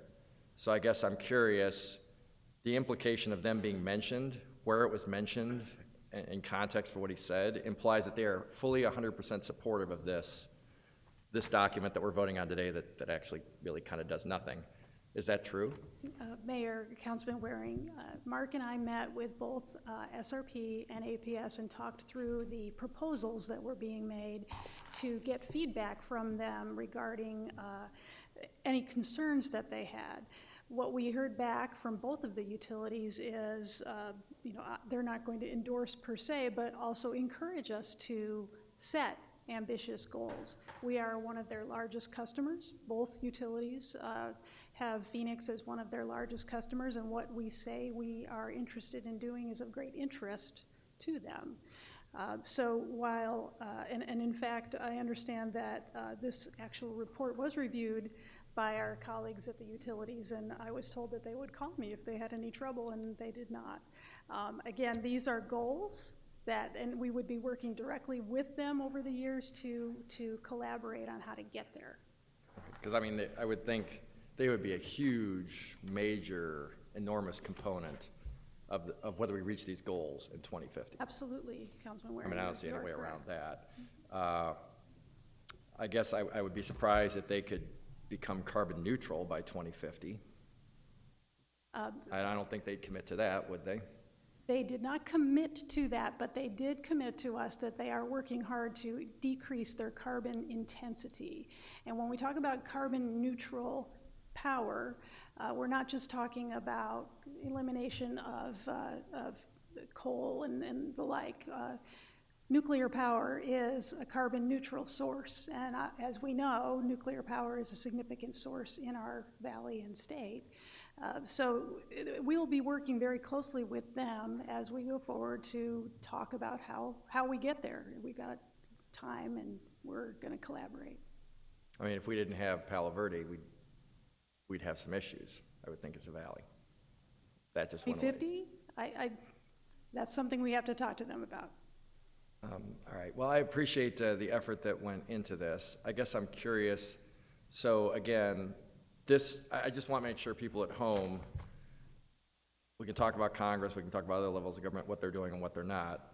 But with this document, we are also not actually accomplishing anything. So what do we do next? You come back with a report or ordinances, as you suggested, or something? Or maybe, Mayor Carroll, Mark, you had your hand up earlier. I don't know if you had a I'm sorry. comment or question as relates to that. And then maybe you could help answer this question. These are very ambitious goals, just like the Kyoto Protocol was very ambitious, just like Paris is very ambitious. And these are our goals, and obviously there's going to have to be public policies that are advanced in order for us to accomplish these very ambitious goals. What's your suggestion, assuming this passes today, what do you envision as the next logical steps for our city to help implement these goals? One of the important factors of this is actually was to first set the foundation of where we're headed and get agreement on that. It's really difficult to set interim targets when you don't have a consensus on where you're headed. And so this is a very important line in this time where we say, this is the point in the horizon we want to head towards. This is the outcome that we desire that actually improves quality of life for our residents. And once we have that, the next steps are really, as Councilman Gallego mentioned, to create the social and economic goals as well, to create a complement instead of our next step, but as well to actually have work with the community, develop interim targets. So those will, kind of look at how to do that and work with industry and the community on really how to go about moving towards that. So the next step, but it's really interesting, and one thing is, as anything is brought before this council, as they say, well, what is the significance of this? It's really difficult for anything that is done here and anything presented here without a destination of where you're headed towards to really evaluate that. So this is a very helpful metric that we can use and this council can use as a filter to say, okay, are we going in the right direction of where we set our vision to? So really important to identify this point in the horizon we're headed towards. Let me give you an example. We set somewhat we thought were ambitious goals a few years ago, where we imposed upon ourselves a 15% reduction, and that was what the Corporation Commission at the time had imposed upon our utility partners, and SRP imposed upon themselves. We said we need to show leadership and do it. We ended up creating energy sources, including solar, which some said were not the cheapest sources of energy. Some criticized the city, saying we should only look at the cheapest sources of energy and not at creating energy sources which will help us achieve those goals. This council made very wise choices, I think, to invest in solar to help us meet our very tough goals. As under Councilman Gates' leadership, we met and exceeded those goals and actually set new standards. So we set a very ambitious policy. We implemented then specific. We had a very ambitious plan. We implemented very specific policies to accomplish that. They weren't always the cheapest route, but it was the right thing to do, and I think very similarly, that's what's going to happen here. This is important for future generations. Councilman Waring, please. Yes, thank you. I appreciate it. So I've been on the council for 4 years and change. So we've done concrete stuff regarding water usage. We've done stuff about recycling. I guess we did that without this. And frankly, I wish we were here voting today on something that actually saved energy, that actually improved quality of life. So while I understand the need for a framework, this doesn't bind any future councils to anything, does it? Councilman Waring, these are aspirations. They don't So this could bind get- anyone to anything. I mean, I've been doing this a while. I think we all have. This might be a document that also gets put in a drawer and never sees the light of day again, whereas the change, you're shaking your head, it won't happen, but, but that has not necessarily been my experience with this, because membership changes and can change pretty quickly. So how quickly would you be back with something coming out of this that's more concrete? Mayor, Councilman Waring, I might just interject. So part of our system is that the council gives policy direction and staff implements. What this does is it sets a direction that our chief sustainability officer will be driving towards for the organization. So it's not going to go in a drawer and collect dust, because we have invested in a chief sustainability officer, in an environmental protection group, and all those things, and that is going to drive the decisions that we make as staff as we bring things to the council. So I think it's important to note it's not just a document out there. This is the work that these folks do every day. It's not going to collect dust. If I thought about it for more than 30 seconds, I bet I could find versions of things like this that are actually sitting in drawers collecting dust. So I would respectfully disagree with that. I wish there's one on the tip of my tongue. I wish I could remember it right now. It was funny. It was passed before I was on the council. Some issue came up, and finally somebody said, "Oh yeah, don't we have some sort of document about this?" And yes, it was this same kind of thing, sitting in a drawer, was collecting dust. Nobody had looked at it since it had been passed. So again, this is good. as a framework, I guess. But again, there was also the implication that we're doing something and nobody else is, and that's not really true, at least not today. So we have in the past, I'm sure we will in the future. Maybe I'll just leave it at that. I do want to be careful, though. You know, again, the utilities, for example, being mentioned, the business communities, this has come up before. Please keep them posted. I'm not sure they were all necessarily aware of this today. They certainly haven't signed off, I don't think, on everything that's in here. And I just want to be careful when we're saying things in public that we're not overselling, because this came up once before with this office, and it was quite frustrating, certainly for me, I think for others, but I'll let them speak for themselves. So thank you. I appreciate the time. Talk about this some more. All right, thank you very much, Councilman Waring. Councilman DeCiccio, please. Thank you, Mayor. And thank you for the work that you put into this. And I like the fact that it's aspirational. It's hard, how do you vote against something like this? I mean, it just says it wants everything nice. It's when the rubber hits the road, that's when you start looking at it, when you start associating costs and timelines. And I think that Councilman Waring was asking was, you know, I think it's going to go into a drawer and collect a lot of dust personally until we get some timelines and costs associated with this. I mean, do you have any idea what this is going to cost? Does anybody? Or have you done any estimations? How much would that be? Councilman DeCiccio, as far as response to, I guess the last couple of comments, this is actually a direction of council to staff to set policy and are directing staff to actually work towards these long-term goals. And it's now staff's job to kind of help bring that and work with the community to do that. So you're actually giving us direction in adoption of these policies. And if staff did not follow through on these goals, you could actually hold staff accountable, saying, how come you're not working towards these goals that you set for us?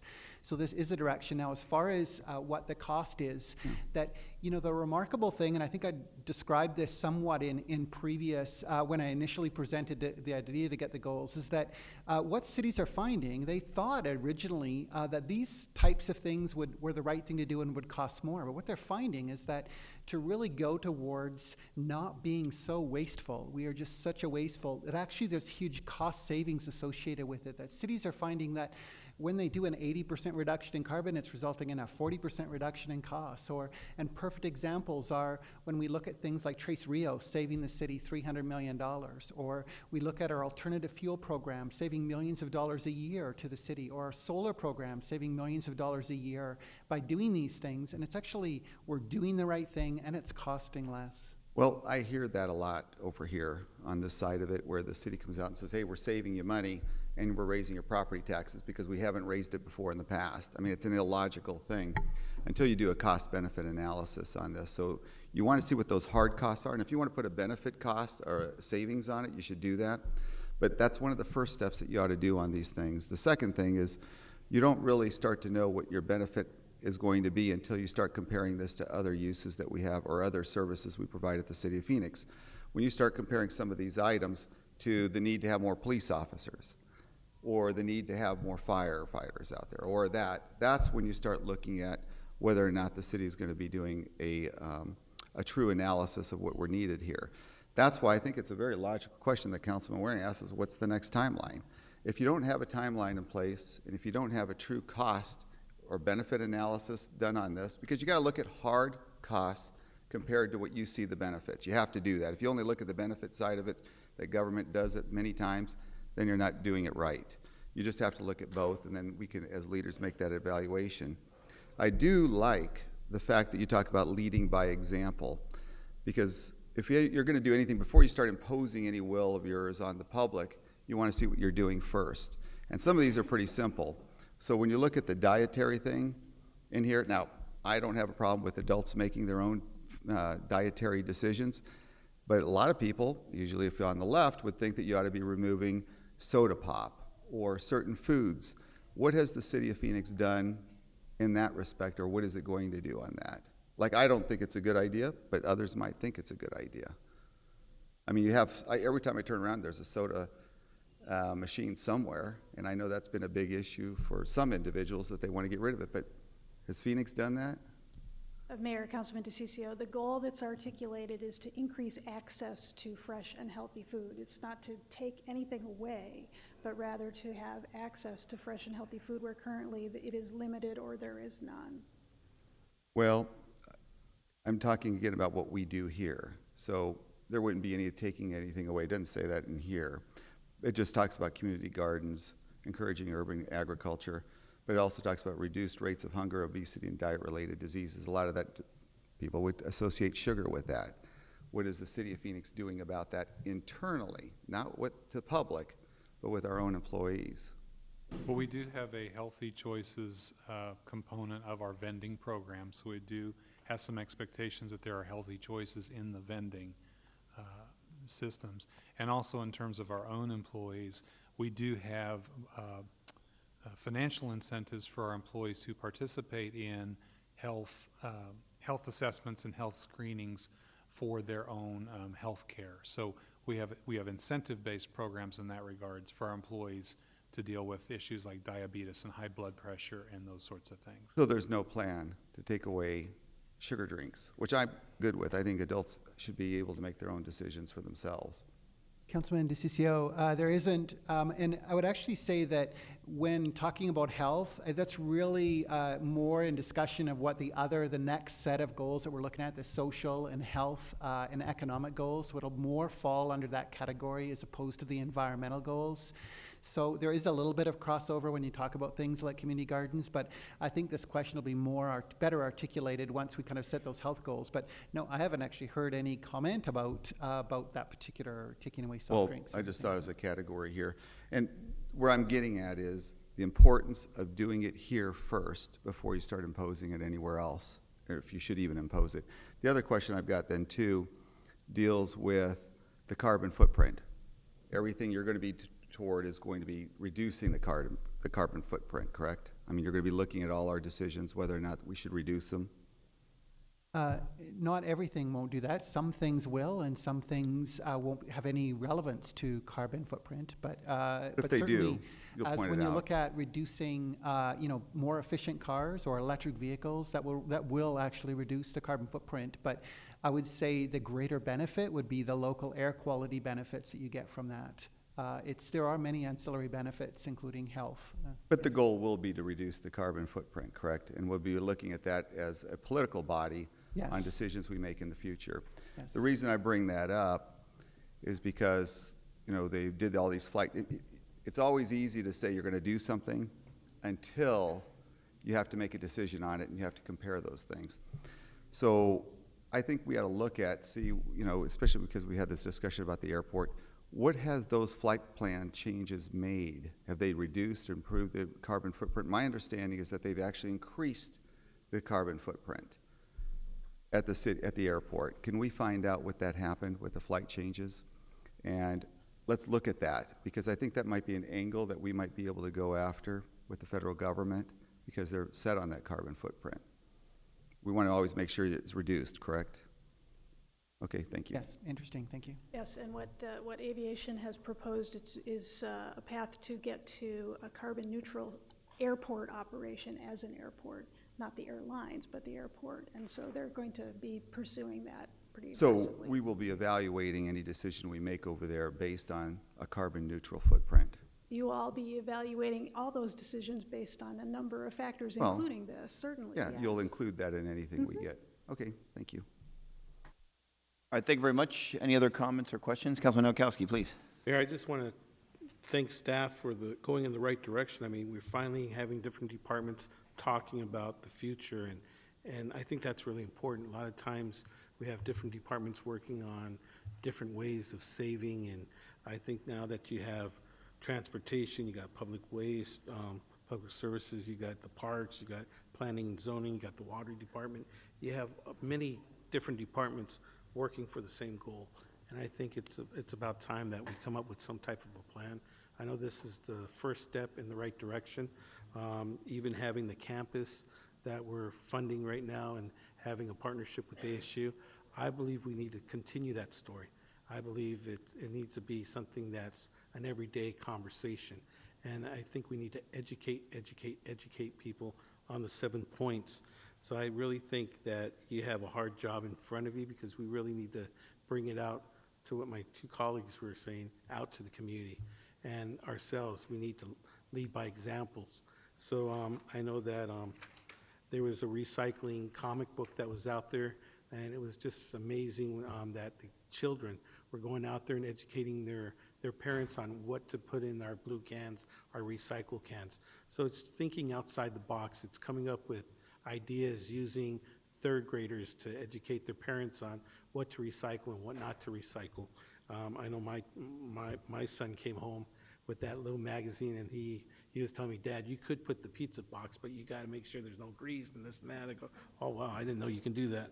I didn't so, know about the pizza box. Yeah, so so it's educating and how you're starting at different levels. So I just really want to thank you, and in the future, if we could maybe look at some numbers, what the cost would be, and just thank you for all your hard work and making us go in the right direction. Once again, Mayor, thank you. I know that this has been one of your pet projects, and you've been in looking at innovative ways of coming up with that zero waste in the future. So thank you, and I think it's going to be something positive for the future of the city of Phoenix. Thank you very much, Councilman Nowakowski. Councilman Waring, yes, additional comments or questions? On water stewardship, so I think the statements, because I think I've asked, as you said, Catherine Sorensen couldn't be here today, unfortunately, a tragic situation. But I believe I've gotten this answer before, but I'll just ask again for the audience who haven't seen this. I moved here 25 years ago. We had about 3.5 million people in the state, roughly.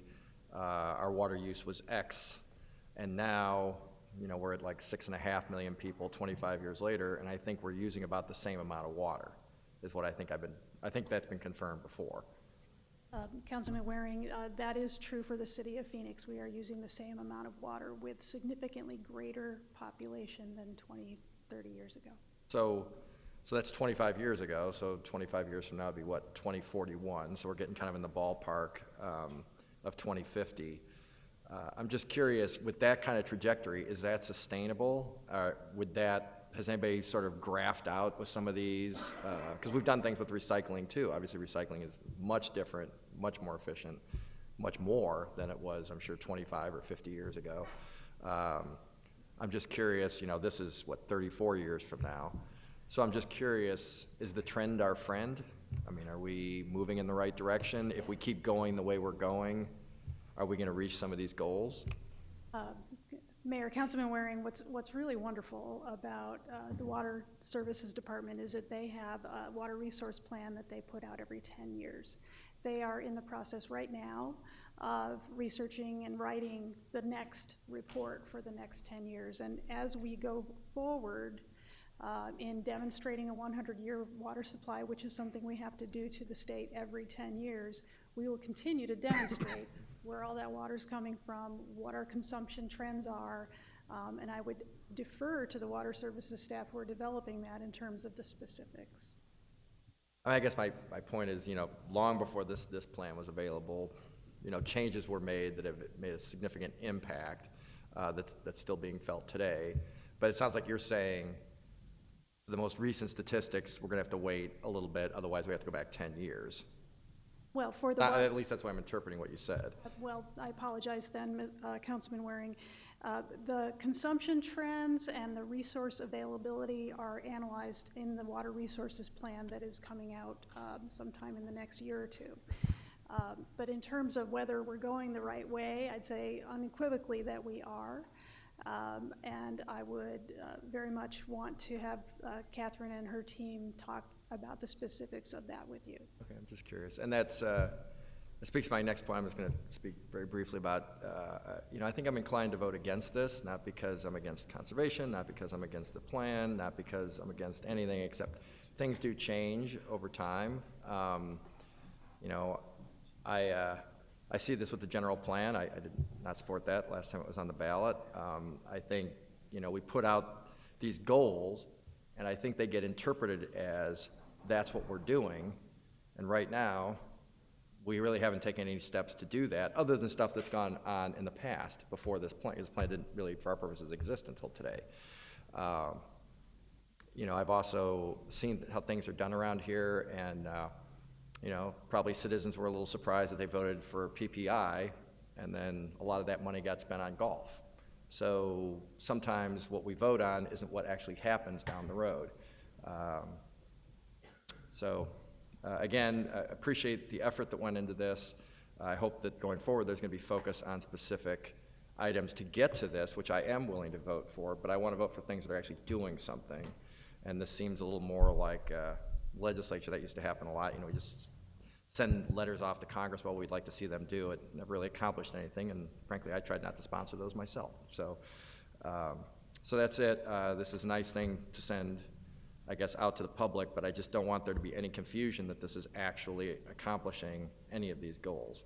And I think there will be some, based on some of the comments that were made before. Thank you. Thank you very much, Councilman Maury. George Brooks Jr., a leader in sustainability and environmental issues in our community, has some comments on our proposed 2050 goals. Dr. Brooks.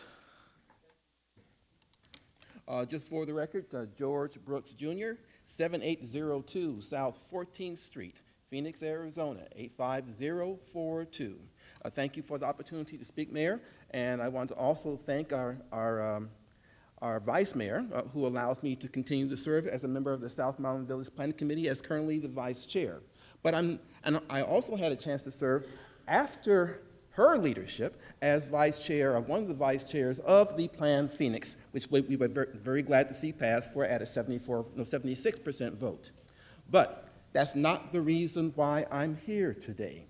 I'm here to put on my third hat as the Vice President of the Phoenix, now Arizona Green Chamber of Commerce. We represent the businesses who, as Vice Mayor said, have sustainability at heart. We represent those businesses who are going to create the innovations that are going to make all of that possible. Building businesses here, as you said, Dr. Restman, locally, keeping all of that money here, generating jobs. As I work with people in our district, I used to ask the question, how are you going to use sustainability to bring value to this new housing development? I no longer need to ask that question because sustainability is now mainstream. They have recognized that every sustainable thing they put in there brings them more money. It is now a business reality that people are taking charge of and moving the whole thing forward. And so we stand here today from the Green Chamber of Commerce quite in favor of today's recommendations. And now, you know, I could preach for all day on this, but I'm not about to do that. I'm going to shut it off right now, know when to stop, and say thank you. Dr. Brooks, you can preach as long as you want, as long as you keep it to 2 minutes or less in front of this council. Great to see you. I met my mark. And also thank you to all of the chamber members here who I do know so well, and I do appreciate working with all of you. Thank you, Dr. Brooks, for your leadership. All right, now I'll turn it back to any other final comments or questions for this council before I have a vote. Councilwoman Pastor. I would like to thank you for your great efforts. I know that we had a lively dialogue as right now, but as I'm looking at several of the goals, which are ambitious, but I believe that in order for us to, for the future, to have a future, we need to start now. And one of the goals that I was looking at water stewardship, and as with this morning, we were having a conversation regarding piping and all, what type of piping will we need for the future. As we're starting these conversations, we're gonna put in the piping now that we're hoping that will last us for generation to generations. Those decisions are major because we're building the infrastructure now for the future. So I believe this is a great conversation in having, because we do need to have these goals to know what this future is going to, how we're going to build the future and how we're going to build the infrastructure of it, or replace the infrastructure of it. I strongly believe that this is not us versus them. This is a we, and we cannot meet these goals, or won't be able to meet these goals unless we work collectively together, which includes all our communities. We sit here and we're good stewards of our communities, and we represent our communities. And so I strongly believe each one of the representatives here will have a dialogue with their community, or be able to ask questions of what is needed. and what they want to see the future with these goals in mind. For example, goal making walking, cycling, transit commonly used and enjoyed in every Phoenix neighborhood. That's a great goal for every neighborhood. It fits in with Fit Phoenix. It fits in with open spaces. It fits in with connectivity, vibrancy. And so these are all these goals are embedded in many of our plans that we have already heard from the community. So I just want to thank you for doing this.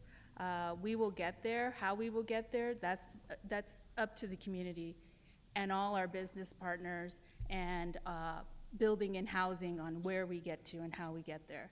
Because if we can't do it alone. And so thank you for doing this. Thank you very much, Councilwoman Pastor. Any other final comments? I'll just quickly add that if any impression was left that we're suggesting that if this plan passes, that we're doing something tremendously different or we're unique in that regard, put that aside. Leading cities across the country have already passed very ambitious 2050 goals. Zero waste will not be a City of Phoenix thing. We're going to be catching up to some of our competitor cities that we want to make sure that we are competing successfully with all across the country. Carbon neutral by 2060 is a goal that many other cities have already put in place, and they've taken action steps to get there. The 80% reduction in greenhouse gas emissions, an ambitious goal, but not a unique goal. So in so many ways, if this council passes this plan, we're not doing anything unique. We are only keeping up with other cities. But the model of passing very ambitious plans and then pushing public policies to advance it is a model we've used very successfully here. We did it with our biking plan, which was funded through Prop 104. We did it with Complete Streets, which is now the public policy of the city, also funded through Proposition 104. Obviously, our very ambitious goals of our planning, improving bus service and significantly increasing light rail service. First, a plan was put into place, and then we took action to get there. And I have no doubt that when this passes today, these very ambitious and important goals to do right by future generations, that this council will have the fortitude to take the public policy steps to make this this reality. This is important work. Mark, you and your team, I want to say thank you. They put a lot of time and effort into it. And with that, if there's no other final comments or questions, roll call. DeCiccio? Gates? Yes. Nowakowski? Pastor? Valenzuela? Waring? Gallego? Yes. Stanton? Yes, so our 2050 goals passed by a 7-1 vote of the City Council. Thanks again for your great work, Dr. Redmond, as well. Thank you very much for your good comments. Next on our agenda is a very, very important topic, and this is the opportunity for our Phoenix Police Department to give an update to the City Council as to where we are as it relates to body cameras. Obviously, we've had body cameras on a limited basis in certain parts of the city, particularly our Maryvale precinct. The city manager has recommended in this year's budget and been taken out to the community for the budget hearings, a 3-year plan to make sure that each patrol officer, every officer that hits the streets of the city of Phoenix will have a body camera on his or her body. We have some very, very important policy decisions to make in that regard. So this report is very timely and important, and look forward to hearing it. I think leading us in our discussion is our Assistant City Manager, Milton Dohoney. Mr. Dohoney, good to see you. Thank you. Thank you, Mayor, members of council. Body-worn cameras is something that we've talked about a lot over the past few years. The purpose of our presentation today is to provide some transparency to the administrative and operational side of this topic. When and how we use them, the process that we go through when someone asks for a tape through an open records request, how we process them when preparing for a court case, and when appropriate, how we protect the rights of individuals. Our efforts to date have been recognized across the country as we have been asked to speak about what Phoenix is doing and to write articles about our processes as well. I'm joined today by Assistant Chief Mike Kurtenbach, City Prosecutor Vicki Hill, and Sandra Hunter from our Law Department. Chief Kurtenbach will initially walk us through the presentation. Thank you, Mr. Dohoney. Good afternoon, Mayor Stanton and members of the council. As Mr. Dohoney noted, we're here today to provide you with an update on the department's body-worn camera program. And as he said, the police department is a national leader when it comes to the evaluation of body-worn camera technology, but it's important for you to understand how we got to where we are at as a department and as a city. The City Manager's Community Engagement Outreach Task Force was created in April of 2010. That task force came up with 34 specific recommendations designed to enhance communication with, access to, and confidence in the police department. One of those recommendations challenged the police department to implement a dash camera pilot program within the patrol division.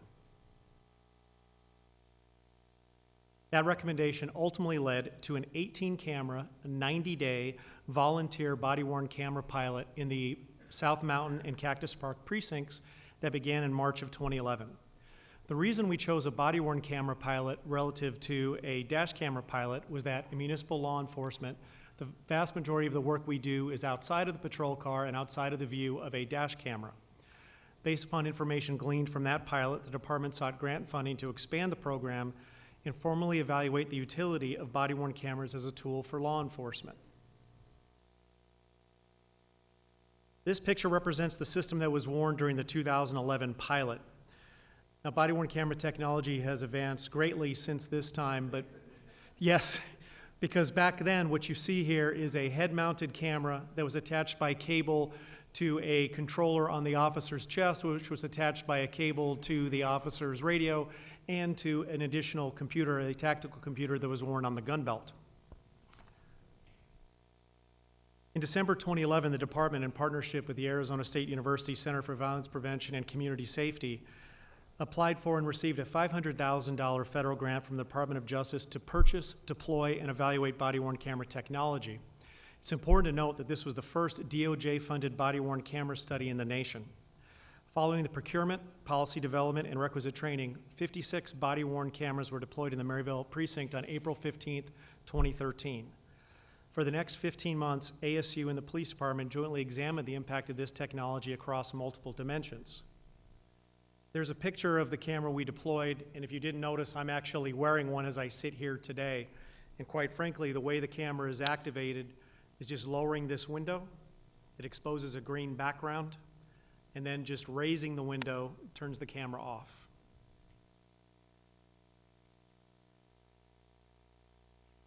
In September of 2015, the Department of Justice awarded the department a second grant under the Smart Policing Initiative. This new SPI grant will allow for the purchase and evaluation of additional body-worn camera technology, related video storage, and overtime fringe benefits for personnel to implement and sustain the project. This project will be evaluated by our research partner ASU using a randomized control trial to determine the impact of body-worn cameras on a variety of measures related to police and citizen behavior.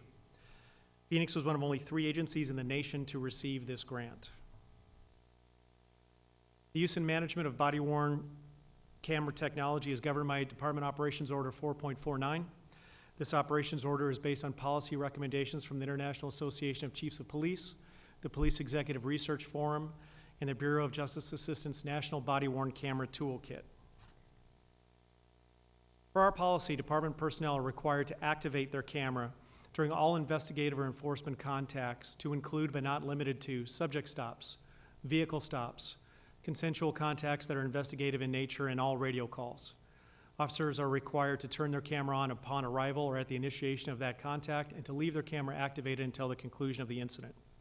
This current policy, which is posted on our department website, was written in collaboration with internal and external partners to include the City Prosecutor's Office, Maricopa County Attorney's Office, community members, and department labor organizations. An updated policy containing minor revisions will be released in conjunction with the expanded grant-funded camera deployment later this summer. This revised policy was reviewed and is supported by the 12 police department advisory boards. There are currently 139 cameras deployed on the Phoenix Police Department. As noted here, 125 of those cameras are worn in the Maryville-Estrella Mountain Precinct in the areas north of Interstate 10 and west of I-17. 5 cameras are worn by the Uniform Drug Interdiction Squad, and a total of 9 cameras are worn by our Crisis Intervention Squad, whose activities are not limited to Maryville but are actually citywide.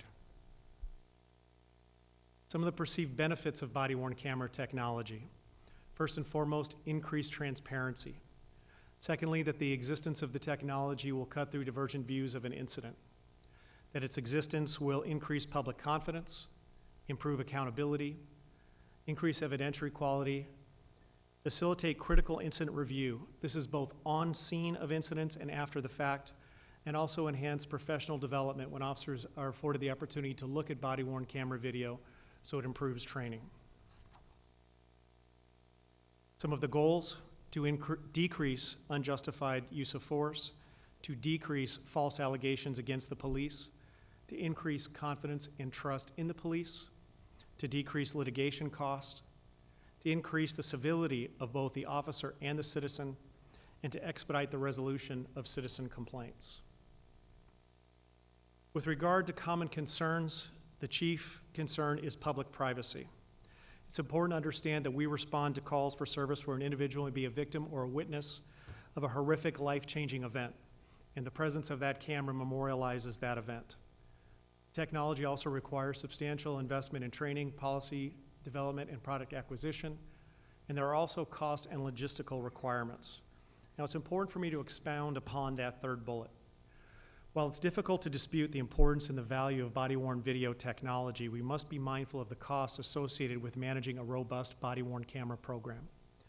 The hard cost of the camera itself is overshadowed by the associated storage and personnel costs. Under Arizona Revised Statutes 12-821.01, persons have 180 days after an action to file a complaint or a claim against a public entity or a public employee. Based on this fact, the Arizona Law Enforcement Recordings Work Group has determined that all body-worn camera videos must be retained for at least 185 days after the actual date of recording. Consequently, department policy calls for the retention of all of these videos for 190 days. This extra 5-day buffer will help to ensure that if there were to be a notice of claim filed toward the end of the permissible period, that related videos wouldn't be inadvertently deleted. Now, I'm going to throw out some numbers here and I'll provide context, so bear with me. At full deployment, it is anticipated the department will generate approximately 40 terabytes of data every month. So for those that aren't aware, a terabyte is roughly 1,000 gigabytes of data, and 1 hour of video is roughly 1 gigabyte. So recognizing that still may be hard to understand, let me put it to you this way. 1 terabyte is capable of holding approximately 4.5 million 200-page books. The Library of Congress has 16 million books in the library by itself.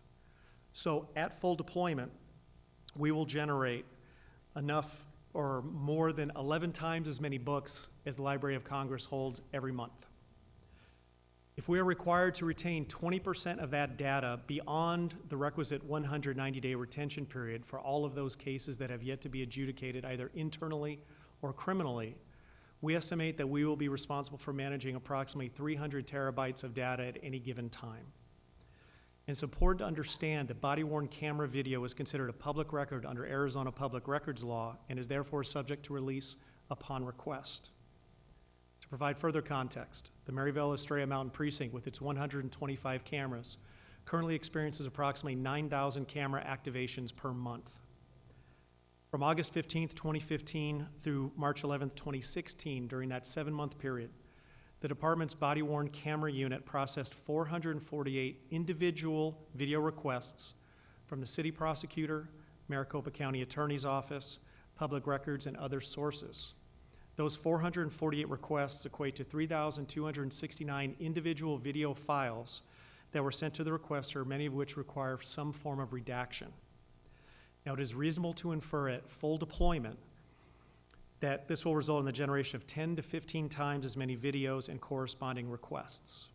Now, based on lessons learned to date, it is estimated that the police and law departments will need 1 staff person for every 100 to 150 cameras that are deployed to effectively manage and capture video. Now, what I would like to do, since I'm talking about redaction and some of the elements that go into it, is show you a brief 1-minute and 28-second video from an accident investigation that occurred out in the Maryville Estrella Mountain Precinct. This video file was extracted from a larger video of the investigation. And I'll narrate as we go through the video.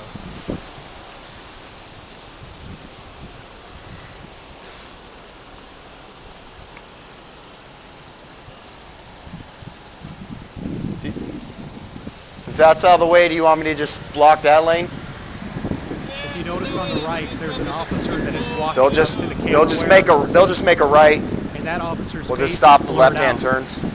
That officer has had his record sealed, which is permissible under law, which is why his face cannot be revealed.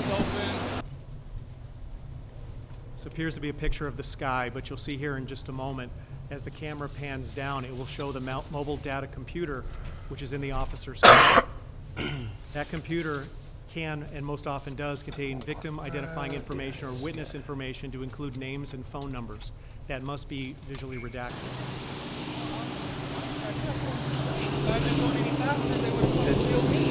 Did the officer already get your guys' info yet? Okay. Who's the driver of Not this show the vehicle? face of minor. Did you? Did It's you? just him and this little girl. Just okay. That's why her face is blurred out. Okay, here's this one, but she knew her own birthday.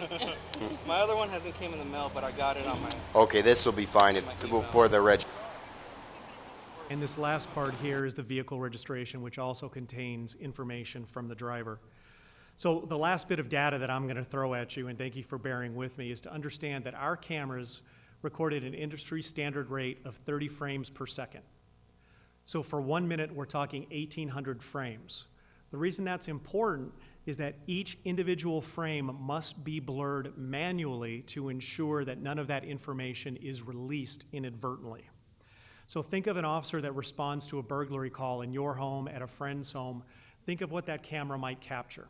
That camera could capture pictures that include minor children. It could include diplomas that are hanging on the wall. All of that information must be blurred before that body-worn camera video is released. I'll now turn the presentation over to City Prosecutor Vicki Hill, who will provide some additional information. Thank you, Chief.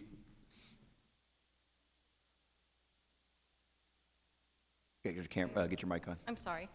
I'm here to talk about the next steps in the process. That is how we acquire and review the video and the staff required to do so. When the body-worn camera footage is captured and it results in a criminal charge, the information on the video footage is evidence in a case. It can contain statements of a victim, of a witness. It might capture injuries of a victim. It might capture the damage. And so it needs to be reviewed by our office and disclosed to the defense. We provide it to the defense at the first pretrial conference, and that's usually 4 to 6 weeks after the event, but it can be 2 to 3 weeks after the event as well. Our first step is to determine the existence of the video, and we do this in 2 ways. One is that we receive the list of serial numbers from the police department of the officers who wear the body-worn cameras. You already know, sorry, I haven't presented this very much before. You already know that not all of the officers wear the body-worn camera video footage. Thank you. So we need to determine whether the camera footage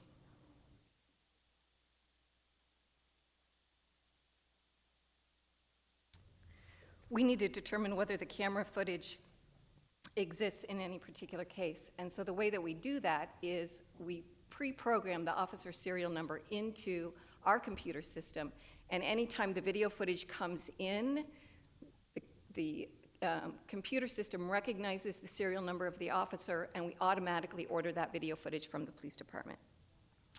The second way is that if the officer notes in the police report that they wore a camera, we read that and we initiate the request. It's done electronically, it's just initiated by a person. We have our legal assistants review the video footage, and we use the term legal assistant in private practice. That's a paralegal.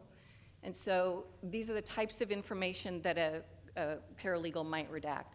So for instance, what the officers often do is they'll hold the victim's driver's license up to the camera in order to capture the date of birth, the address, and so that they can use it later when they write the report. But that has to be redacted before it goes to the defense. The legal assistant also summarizes the content for the attorney. So for instance, there could be a statement that is made, an admission that's made by a defendant, and that's going to be important to the attorney in the case. So the legal assistant is going to document the time and in notes about the video. They also are going to identify what needs to be redacted before it is given to the defense. They perform the redaction, they render a copy, and then they disclose it to the defense. A couple of lessons that we've learned looking at the video is often officers will be multilingual, and so the conversation will be recorded in Spanish. And if our legal assistant doesn't speak Spanish, they don't know what to redact. So we do have Spanish-speaking legal assistants, and they can do that, but it wasn't really something that we anticipated going into the process. Second is that often as the chief mentioned, the mobile data terminal will contain information that has to be redacted, and so our legal assistants will redact that. We deal with computer capability issues. It takes a lot of space to run the programs to do the redaction. And the time to render the video takes real time or longer. And when the video is rendering, the computer on which it is rendering can't be used for anything else. So we had to get separate computers so that the legal assistant could go back and do her regular work, like looking at background checks or doing investigation on cases while the video is rendering. One of the things that I've learned from traveling around the country is that no other prosecutor's office, including ours, is comfortable obtaining the video and not having someone with legal training review it. So it has to be reviewed by either an attorney or a legal assistant. And we've gone with the legal assistant route. It requires one legal assistant for every 100 body-worn cameras deployed based on the time that it takes to review, redact, and make the notes on the video. Going forward, what we're trying to do is refine the process. And so when we're looking at our budget going forward, what we're hoping to do is have the legal assistant review it, make the notes, identify what needs to be redacted, but have an administrative aide actually perform the redaction. We think that'll cut down on the cost of the program. A couple of things that we need are ongoing training as technology changes. This is a list of all of the types of electronic or digital evidence that our legal assistants deal with. So when we think of it, we're talking about body-worn cameras. There's a lot of other digital evidence that comes through our shop. Surveillance video, all kinds of camera footage that comes in from citizens. There might be still photographs. Those things also have to be, we have to figure out how to play them. We have to figure out how to redact them. And so there's a big IT component to the evidence that comes through. The last thing is that the purpose really of the video is to use it in trials, to use it in court. And so there may be further redaction that's needed. So for instance, if a defendant, when talking to the police officer, said, well, the last time I was arrested, such and such happened, we're going to give that to the defense attorney, but we're not going to give, that's not going to go before the trier of fact. So there might be additional redaction that is required before court.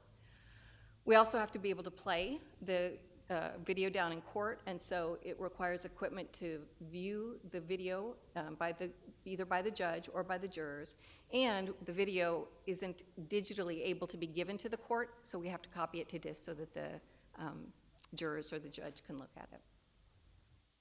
And with that, we'll take questions. So, Mayor, members of council, we felt that it was important to sort of demystify what goes on as it relates to the use of body-worn cameras. There's been a lot of questions about, well, what actually happens during the redaction process? What are the considerations you have when you're making a judgment on what stays in, what comes out? And we thought it was important for the policymakers as well as the community to have us articulate that in a very clear and precise way, and that's the purpose of our being here today. We'd be glad to answer any questions that you might have.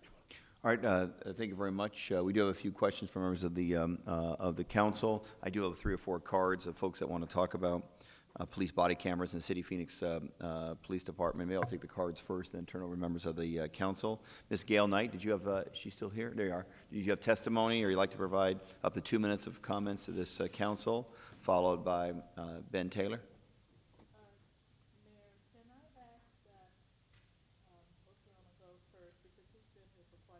That's perfectly fine with me. Mr. Ogwell, is that how to pronounce it? Would you like to go first? I think, Gail, you're going to have to watch his little one up there, though, during the meantime, yeah. Make sure everything's copacetic. He's sleeping, all right.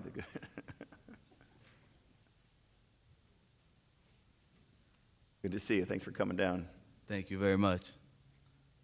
Thank you, Mayor, Council, City Manager, officers.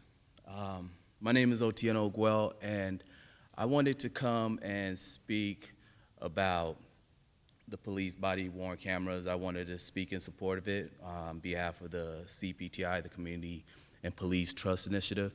I believe that having the City of Phoenix have body-worn cameras to all the officers within this city will help the citizens, because a lot of people right now with what's been going on have not been trusting what certain officers say or what's going on, as you see amongst the nation. And I believe the City of Phoenix will go on the forefront of this by having body-worn cameras, because I remember as a young kid, whenever I was on a school bus, I would not act up when I saw a camera on the bus.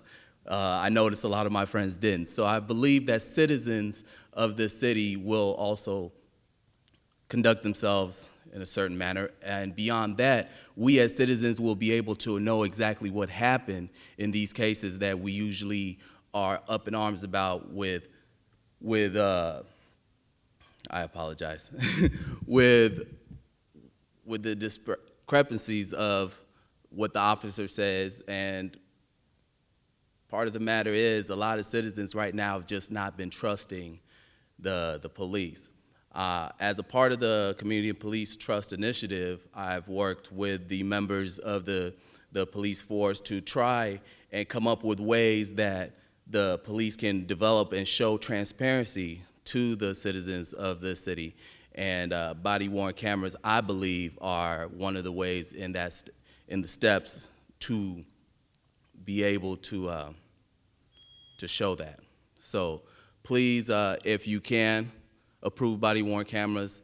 In my sense, I believe it will give me more trust as my sons grow up, to know that they are within a city that is taking steps to show transparency whenever citizens are interacting with police. Thank you. Thank you very much. Thanks for your testimony. We will not be voting on body cameras today. Today was really to explain our current policy, but it's so closely related to the item that's on the budget agenda that I will take testimony in that regard. Gail Knight, followed by Ben Taylor, followed by Reverend Reginald Walton. Good afternoon, Mayor, Vice Mayor, members of City Council, and our esteemed City Manager. I first want to thank you all for continuing to address and look at the problems and issues that the community has discussed about establishing positive relationships between the community and the police. In our Community Police Trust Initiative committee meetings, we talked a lot about continuing to increase and build on that trust. As you know, the current body cameras were a recommendation out of the first group. The Community Engagement Task Force and the Police Department established this demonstration in order to give some real viable information on what we can expect from having the body-worn cameras. So I hope that we look beyond the possible issues that may come up about costs, but look at ways in which we can meet that. It's done very well with the demonstration project. Perhaps there's some other means of expenses out there, but nothing worthwhile comes easy, and keeping our community settled about where they live, comfortable about where they live, our young men continue to be involved in their community and raising their kids. Hopefully that as you continue to move through this particular issue, to have discussion on it, that we can rely on you to support the body-worn cameras for our police officers. Thank you. Thank you very much, Ms. Knight, for your testimony and your community leadership. Ben Taylor, followed by Reverend Walton.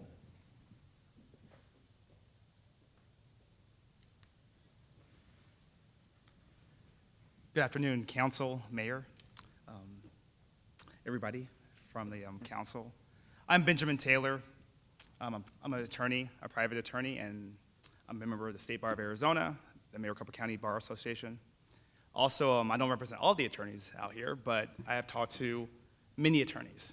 And this will definitely make it efficient for attorneys, prosecutors, and defense attorneys to see the real evidence. Body cameras show the real evidence. And like previously was said, it builds trust in the community.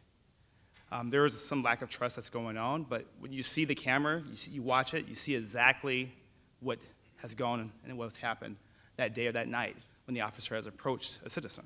So it only protects officers because if somebody does file an illegal complaint against a police officer, it protects them. But it protects the citizen also because if something does happen to a citizen, the community will see. So it's a win-win situation for both people. As far as redaction, yes, of course, there's going to be a little bit more money to do this. But right now, as a defense attorney, all the police reports are redacted of victims. The victims do still stay safe. And I represent victims myself also. So redaction, yeah, that's an extra cost, an extra time. However, that's a needed thing. And spending a little bit more extra money in order to redact some parts of the video is a good thing for the city, and it will build trust in the city and the citizens. So as a member of the State Bar of Arizona and other attorneys out there, do support this, and please keep money to have body cameras. Thank you. Thank you very much, Ben Taylor. Reverend Walton. Good afternoon, Mayor, Council, Chief Kurtenbach, Mr. Yonner, Mr. Dahoney, all of you. I stand today as a representative from the Human Relations Commission. And in 2014, the Human Relations Commission unanimously passed this resolution, which I will read in your hearing. Whereas the City of Phoenix is committed to the safety, well-being, and security of its citizens and the businesses that operate within its boundaries, and whereas the City of Phoenix is equally committed to the cause of protecting the police and public safety officers who serve our community. And whereas recent events of violence between police officers and civilians in the City of Phoenix and in other U.S. cities have created a climate of concern surrounding day-to-day interactions of police officers and the communities they patrol. And whereas strong and open relationships between the Phoenix Police Department and the citizens of Phoenix are vital to the safe policing and security of our city. And whereas in recent years, the City of Phoenix has been calling upon the city to review and revise Phoenix Police Department policies, training, and standards regarding use of force, and have been doing so through the means of peaceful and organized public assembly. And whereas the City of Phoenix is committed to the continual evaluation of Phoenix Police Department practices to ensure that they are positioned to optimally protect both citizens and officers. Now be it therefore resolved that the members of the City of Phoenix Commission on Human Relations, on behalf of all citizens of the city, do hereby call upon the Phoenix Police Department to immediately institute a review of policies, procedures, and training regarding officers' use of force, to establish criteria for regular and ongoing public review of said policies, procedures, and training, including the deployment of personal body cameras. This was unanimously passed in 2014. I am grateful that in 2016, the City Council is considering in the budget to fully implement this. I am hoping that you will all take serious considerations, even those among you who are fiscally conservative. It's cheaper to implement body cameras than to pay for a lawsuit. Thank you very kindly. Thank you very much, Reverend Walton. I appreciate that. Appreciate all the testimony. Now I'll turn it to members of the council for any questions. Councilman Waring, you have a question or comment? I did. So I forget exactly what it is in the budget because I don't have that in front of me. Is it $11.4 million, Ed? Is that? City Manager, why don't you explain how you've structured the purchase of these body cameras and the technology to store the data in the budget? Thank you, Mayor. Councilman Waring, I don't know the exact number, but I think $11 million is right, so it could be 11.4. We've actually reserved money in this year's budget for the next 3 years of rolling out the program in 3 pieces to the department. So in total, yes, the total set aside in this year's budget is $11 million, maybe $11.4 million. So the $11 million and whatever it is specifically, that pays for body cameras for the entire force? Is that the goal? The That- frontline force, obviously not, people are Yeah. out interacting with the public. That pays for body cameras for all of our first responders who are in patrol and really in citizen-facing areas. And also, as the city prosecutor described, the staff necessary, the equipment necessary, and the storage necessary to manage all that data. So it's the full package is developed by police, prosecutor, and the budget That was department. just described here. Correct. So to the point about the lawsuits, do you have any idea, just a ballpark, of what on average we pay in lawsuits that are police-related? I do not. We'd have to get that number. It's probably, well, it just varies from year to year, but a big liability suit can cost several $1 million. I'm just kind of curious what the average is, because obviously that is one of the arguments. We'd potentially Correct. save money and so forth, so I'm just curious if that's true. I have no idea whether it is or We'll not. develop that, because we can look at averages over time. We can also look at sort of, the big ticket ones that we've had or that other And probably an jurisdictions extended have period of had. time, because I'm sure Yeah. it does bounce around pretty dramatically. How many police officers could we hire for the 11, you said we set aside for years, so the $11 million, doesn't it cost about $140,000, $150,000 a year to put an officer on the street? It does cost, on average, about $140,000 for a police officer all in for the city. So that, I think, if my math is right, is about 100 officers. All right, I mean, that is a big decision, given that this is a pretty sizable investment. Now, to the investment portion of it, and this is probably more for the folks working on this, obviously technology is changing. I mean, you showed old cameras, and now there are newer cameras. I assume next year there'll be newer still cameras. The data management will get better. I assume it's much better than it is right now. I mean, how quickly is that moving? And if we set aside money in the budget, this $11 million, is it obsolete next year? Is there going to be something that's much better that would cost a lot less than $1 million? Is there any way to tell? Mayor Stanton, Councilman Waring, the good thing is that we've been evaluating this technology for several years now, so we have some insight into the way the process works. Also, we just issued a request for proposal, and we are in the process of evaluating several requests that have been submitted. That isn't to say we aren't happy with our current vendor, but we recognize that technology changes. So we're looking to identify the best product possible. What we've seen is that as new technology is unveiled, as there are different iterations of camera systems that come out, whatever vendor we do go with will give us a credit based on the camera we have as we turn that in. So if there is something that's a game changer going forward, we can upgrade that at minimal cost. But we would have, and that's good to hear. So if you buy from one vendor, we're locked in though with that vendor for 5 years or however long. How do we know if we want to do another RFP and we pick another vendor, how does that work with the data storage? Because there would be some overlap by definition at some point with the 190 days. And also some of this, it sounds like we've got to keep for a more extended period of time because of trials. Mayor Stanton and Councilman Waring, we were very deliberate in writing the RFP to say that we own the data that we create. Say, for example, the likelihood is that we would store it in a cloud-based solution that is CJIS compliant, Criminal Justice Information System compliant. If we made the business decision at the conclusion of a contract to move to another vendor, all of that data comes with us. So that should be seamless. Correct. Mayor, Councilman Waring, in addition to that, regardless of the evolution of the technology, we will still need the human element in order to make the judgment about what actually needs to be redacted. So that's based on what the film is showing. As Vicki Hill indicated, having a person with legal background who understands what the law is and what's appropriate. So in the cost that Ed mentioned also includes the necessary personnel in order to carry the process all the way to conclusion. Are other cities doing what you guys are suggesting we do the way we're doing it? I mean, is this a best practice? I guess that's another way to ask. Mayor, Councilman Waring, yes, sir. It is the best practice, and one of the things that we believe the city of Phoenix should be proud of is that we're in the forefront of this. That's why we're asked to write about what we're doing. That's why we're asked to go to other cities and be on panels and talk about the practices that we're putting in place. So the technology is evolving. The skills of the people on it are evolving. That's why the training is so important.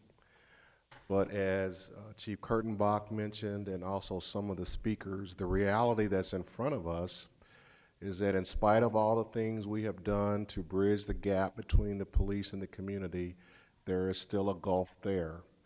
And one of the things that the ASU study pointed out is that the use of the camera does alter the behavior of both the citizen and the officer. So if you know that you're being taped, it is going to have some impact in many cases on behavior. That helps to decrease violent interaction. It helps to decrease use of force. It helps to decrease rudeness. It helps to decrease acting out on the part of the citizen. All of that we feel is in the best interest of the city of Phoenix. As you said, I guess sort of at the forefront for where we're at, I assume that there's probably hasn't been enough time or there aren't any studies to show. I mean, you talked about modifying behavior. I would also hate to see an officer get shot because they hesitated because they know there's a camera and they just, that affects their reaction time. But I assume there's probably not been a study or anything like that. In this, Mayor, Councilman Waring, in discussions with Chief Yonner, he is 100% behind the use of this tool because it only strengthens the way that the police officer does their job. The camera simply captures what the officer sees. And one of the issues that's going on in this country, the officer says a person has a weapon, but there's no tape. I saw the person reach for something, I saw the person do this, the citizen says the officer said X or said Y. This removes all doubt. And by having multiple officers with cameras, you get multiple angles of the same incident, which you don't get with a dash cam. So this helps elevate the transparency. It strengthens us in relation to civil litigation if someone wants to say the officer acted inappropriately. But if the person actually had a gun or threatened the officer, it shows that too. We think that that's a plus. Thank you. I'm good. Thank you very much, Councilman. Vice Mayor? Thank you. This was very informative. I think particularly the video illustrated how complicated it can be to manage this data and how much redaction might be required even in a simple traffic stop. You mentioned that the industry standard is 30 pictures in 1 second. As a civilian, it seems to me that you might not want to have one standard for all cases, that if you had an officer on light duty going to a car that was broken into the night before, that a little bit lower video quality might be a reasonable balance of cost and benefits, whereas if an officer were responding to an armed robbery where you could see the video would be highly likely to be used in prosecution, that a higher quality standard might be appropriate. Is there a way to balance that and look maybe case by case and not say that every action requires the highest quality of video? If we had unlimited budget, that's certainly something we would want the best data all the time, but what I have heard at the budget meetings is that the citizens are interested in fiscal responsibility. Mayor Stanton, Vice Mayor Gallego, in that circumstance that you described, perhaps it would be permissible to have a camera that records at a lower rate, but the reality of the job is an officer is going to go to 12 to perhaps 15 calls for service through the course of their shift. And the last thing we would want to have them do, if there was a so-called unlimited budget, have them transition from one camera to another based on the type of call that they were going on. Since our sworn officers respond to the whole gamut of calls, we want to equip them with that tool that best preserves evidence and depicts the situation as the officer experienced it. So even if an officer were on light duty, we would want the same standard? Mayor and Vice Mayor, if an officer were out on light duty, we do not have a provision right now where we would allow them to go out and respond to calls for service because of their light duty status. So right now, as the department stands, it would only be a full duty officer that would go out and investigate even what we would bill to be a priority 3 report call. Mayor, Vice Mayor, the other aspect of that question, an officer may go to a location based upon an initial premise but something else can always occur during the course of that interaction. You never know when that's going to occur. So we're in our best position, we believe, by having the standard that we're setting to use in all interactions with the public. The videos we saw today seem to be of much higher quality than some of the videos I've seen from our other jurisdictions in high-profile cases. Mayor Stan and Vice Mayor Gallego, what I can tell you is that the vendor that we are using today is a vendor that is widely used throughout the nation, and their product is very high quality. There are some vendors and there are some cameras, in fact, that can allow you to record in standard definition or high definition depending on what the settings are within the camera. So this camera itself that I'm wearing could record in either format depending on how it's set. Where that really comes into play, aside from looking at the quality of the video, is storage. High def storage takes up a lot more space than standard definition storage. Thank you. Councilman DeCiccio? Thank you, Mayor. Just a couple things. One, with this whole thing with the cameras, I think it is what's happening in the future, whether people like it or not. I think it's irrelevant. I think it's where the cities are going and where pretty much everyone's happening, or where everything's going to be happening at. What I'd like to do, and it goes back to the previous question, it comes down to, or the previous presentation dealing with your cost benefits on that. What is the cost of the 30 to 40 employees we're looking to hire? Is that part of the 11 million? It is. So, and just to lay this out there, at least the public that I talk to, and I know you've got, whenever you're dealing with the public, you're dealing with a wide variety of individuals. I mean, you've got people from all over the city.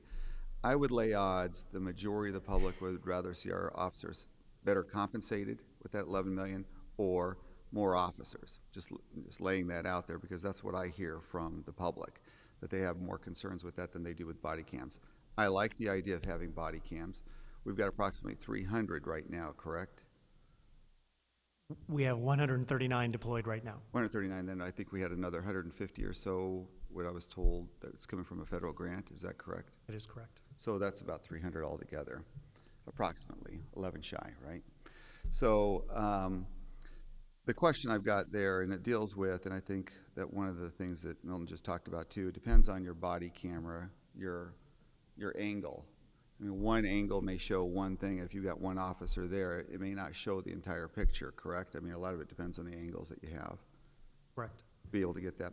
I think there's another false belief out there, at least, that it's going to reduce lawsuits or it's going to create people to think differently. There are cameras on a lot of people right now all over the place, and they still act the same way. I think there's been an adjustment, at least mentally, over time with the public when it comes to cameras. So I don't know if that's going to really make that big of an adjustment. I do believe that some of the things that Councilman Waring is saying is that this city that, I mean, it's just literally, there are individuals within our community that have created such a negative atmosphere for our police officers. I think it's horrendous. For officers being afraid to go out to lunch like they did in in New York. They were shot, they're going out to lunch. I mean, these negative comments toward the majority of our officers, almost exclusively 90-some% of them are just incredible workers. And just like any organization, you're going to have difficulty with that. And then we do, I think, a pretty good job of weeding those individuals out. But I don't think it's going to end these court cases that people think is going to happen. I just don't see that happening. But I do have a level of, just like anything else, you're going to have $11 million in the budget. You got to figure out where it's going to go. It just comes down to what the priorities are. Again, I like the idea of having cameras, but if it comes down to making sure officers are taken care of or our officers have more of them out there to protect the public, I would lay odds, at least the constituency that I'm representing would rather see that. So that's where I would be when it comes to this issue. And this 30 to 40 civilians you have to hire, I think that's just, do we have a cost on that? That's the 11 million total? That's what it is? That's just an insane amount of money. It's a component of the 11 million. The 11 million is the cameras themselves, the hardware, and the storage, which is actually very expensive, in addition to the legal staff required for the redaction that the city prosecutor described. So if that's just the hardware and the storage, does that include the operational end too? It does. So It's that all includes the inclusive. 30 to 40 that you have in there.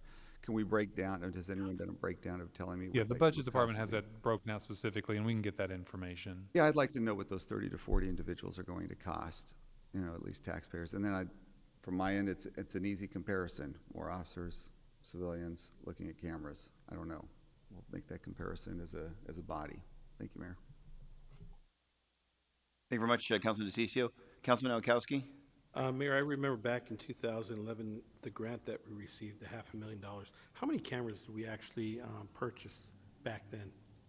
Mayor Stanton, Councilman Nowakowski, the study called for 56 cameras. And then once we concluded the study, there were approximately 135 cameras total that were purchased by the grant, and the additional cameras were purchased with general fund monies. Now, whatever happened to those cameras? So most of the cameras are still deployed. Okay.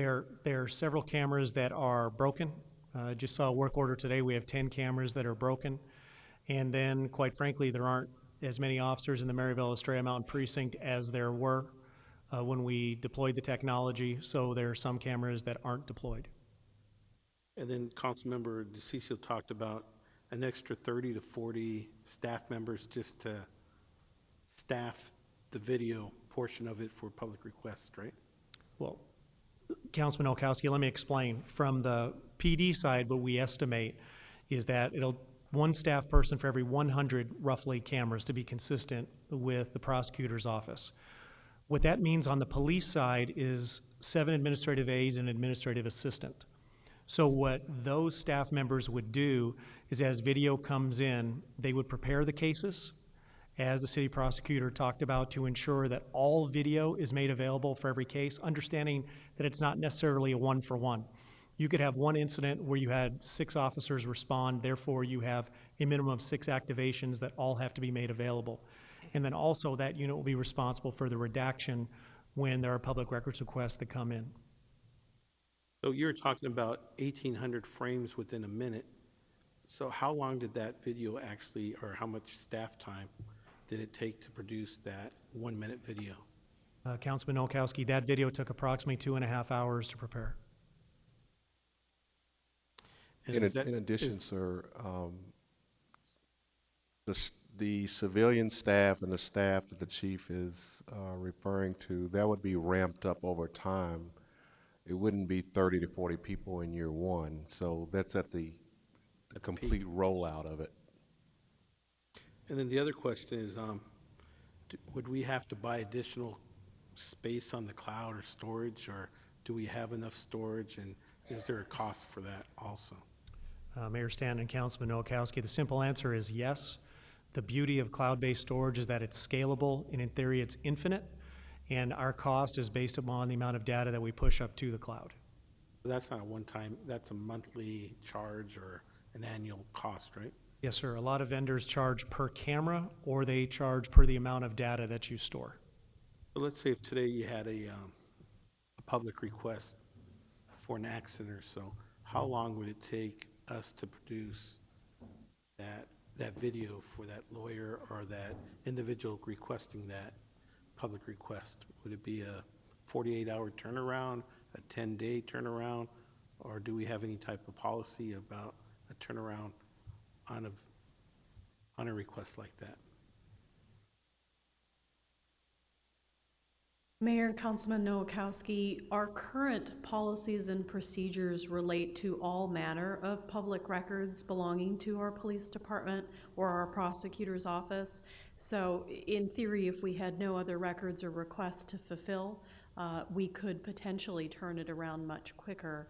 One of our struggles is that there are thousands, if not hundreds of thousands, of public records requests every year made of our police department for all manner of records, and currently our staff need to be a jack of all trades, and so this would only be one of many requests needed to be fulfilled. We do prioritize fulfilling requests from the prosecution or the defense or the courts, and that also may delay the time it takes to fulfill a public records request. But ultimately, our obligation under the public records law is still, nonetheless, to produce promptly under reasonable business practices. Mayor, one of the things I asked during our budget hearings that I attended is, actually, do individuals want body cameras, or what would they do with that 11.4 million? Would they purchase body cameras, making sure that every single police officer had them, or what else can we do with that money? The majority of the individuals, and if you can watch the videos, they're saying that we need police officers in our community. We need police officers that when our houses are getting broken into, when we pick up the phone call 911, we want a cop at our doorstep within minutes.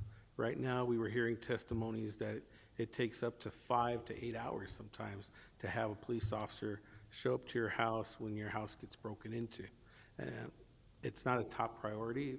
When you call 911, you say, my house is broken in. Is there somebody in your house? Are you feeling danger? No.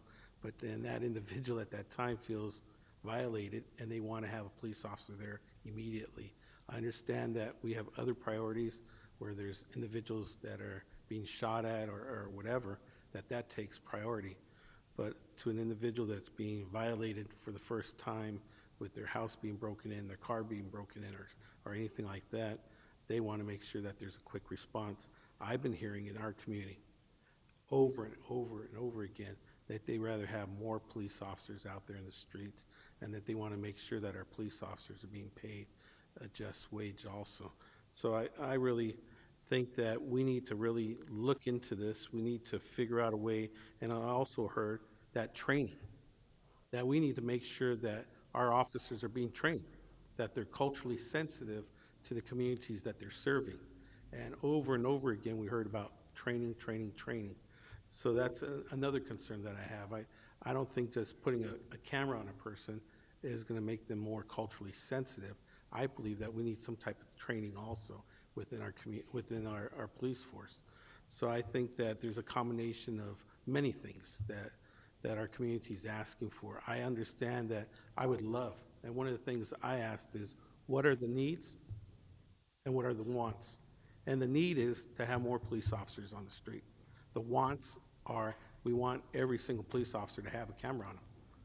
And right now, I believe that this $11.4 million, what I'm hearing out there is a need to have more cops, more police officers patrolling our streets, more police officers out there. And I really think that we should really listen and at this time look for other technology that's out there to make sure that citizens are protected, our police officers are protected, and at the same time coming up with those funds to get more police out there, and also the training aspect that I heard over and over, training. So Mayor, that's what I've been hearing in our budget hearings. Thank you very much, Councilman Nowakowski. Councilman Waring. Thank you. Just to piggyback on what Councilman Nowakowski said, I agree with a lot of his thoughts. I guess one of my thoughts would be, and I sort of tried to allude to this earlier, is, as the technology gets better, maybe we spend the $11 million on police officers now, if the money turns out to be available, and maybe in a year or two, the cameras are only $3 million. I don't know if that's realistic. I'm a little concerned. The system sounds kind of unwieldy. It may be best practice with the technology available today. It just seems a little bit onerous, and that a lot of the money will be spent on administration. And that's concerning to me, when at the same time we could be putting more police officers on the streets, which I think produces better policing. I just think there's a lot of attendant benefits to that. So I do agree with what Councilman Nowakowski said. Thank you. Thank you very much. Councilman Nowakowski, you had a follow-up? Yeah, follow-up. What would happen if we actually budgeted the $11.4 million for cameras for all our officers? Future grant opportunities would go out the door, right? Because we would actually be supplying, and the grants wouldn't be there for individuals that are actually budgeting cameras for the future. Is that true or false? Mayor Stanton, Councilman Nowakowski, it stands to reason that if we were completely outfitted with body-worn cameras, that we wouldn't pursue additional funding for additional cameras, but perhaps we could pursue funding for storage to offset costs or other measures to determine the effectiveness of the technology going forward. Thank you. Thank you very much. Vice Mayor. One thing I think we are doing well is pursuing grant opportunities. At our last formal council meeting, we moved forward with trying to partner with one of our nearby tribal neighbors to get more funding. So it seems like we've applied for multiple different funding streams for body-worn cameras, from federal government to local, and I think that's great and something we want to continue to do. I personally think that we do need body-worn cameras, but I think there's a message from the community. They want us to look at whatever innovation is available in technology, look at whatever innovation is available in data storage, and really try to do this in the most fiscally responsible way possible, which will help us deploy more quickly. I think we're going to probably need to go out in the community and do a little bit more education about why it's so expensive. At every budget hearing, we've heard surprise, and this video is a great illustration. This conversation is very helpful to us, but not everyone will benefit from that. So as we are out in the community, I would love it if we continue to share this information, because it, I think, is very valuable and will improve the conversation. I think I disagree a little bit with some of my colleagues, and including Councilman DeCiso. I think we've had a pretty responsible discussion about police-community relations. We certainly have a wide variety of opinions in this community, but we've been able to have a very respectful dialogue, which strengthens our city. So for me, it's been a very responsible dialogue that I hope we will continue. Mayor. Thank you very much. Mr. Mahoney? The purpose of our presentation, again, was to add to transparency. And the council members that ask for things that can be quantified are certainly within their rights to do that, and where we can quantify it, we will and we have. Here is part of the difficulty of this equation. It's virtually impossible to calculate the cost of that incident that's 2 in the morning, that's questionable, where there's no video, a person is injured or a person is dead. What did the officer see? What did the officer do? It strikes an emotional chord in cities across the country, and when you have 1, 2, or 3 of those in close proximity, the emotions rise to a boiling point. The video from the cameras can help to diffuse that if you can show this is what the officer saw, this is what the officer did. It's hard to say how much money that costs. It's hard to say how much money that saves. So it's really not our place to say that it should be cameras versus officers. That's your call, and we certainly respect you in making it. But it is within our professional judgment to point out the value of what the cameras provide. It's more than money. It's hard to put a dollar figure on trust. It's hard to put a dollar figure on this is what actually occurred in that alley. When you don't have that and you have a lack of trust, people don't want to take the officer's word for it. And some people don't want to take the citizen's word for it. This removes all of that. I can't quantify it for you. I can just tell you it's very important if you have it. Mayor? Councilman Valenzuela? Mayor? Yes, please, you have a short statement or comment or question? Mayor, thank you. Our Assistant City Manager, Mr. Dahoney, as far as I'm concerned, just expressed that this is more than a want, it is a need. I do want to also mention, because no one's talking about the current plan that we already have in place to hire police officers. There's a lot of hard work that put into that plan. In the last budget last year that this council adopted, called for the hiring of more than 200 first responders, which is the most since 2007. We have plans to hire hundreds more, if I'm not mistaken, 400 or 500 more in just the next, 3 years, I believe.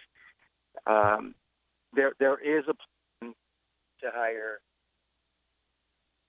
hire police officers, and I don't want this issue to become so divisive between those who believe that we have to pick between police officers or body cameras.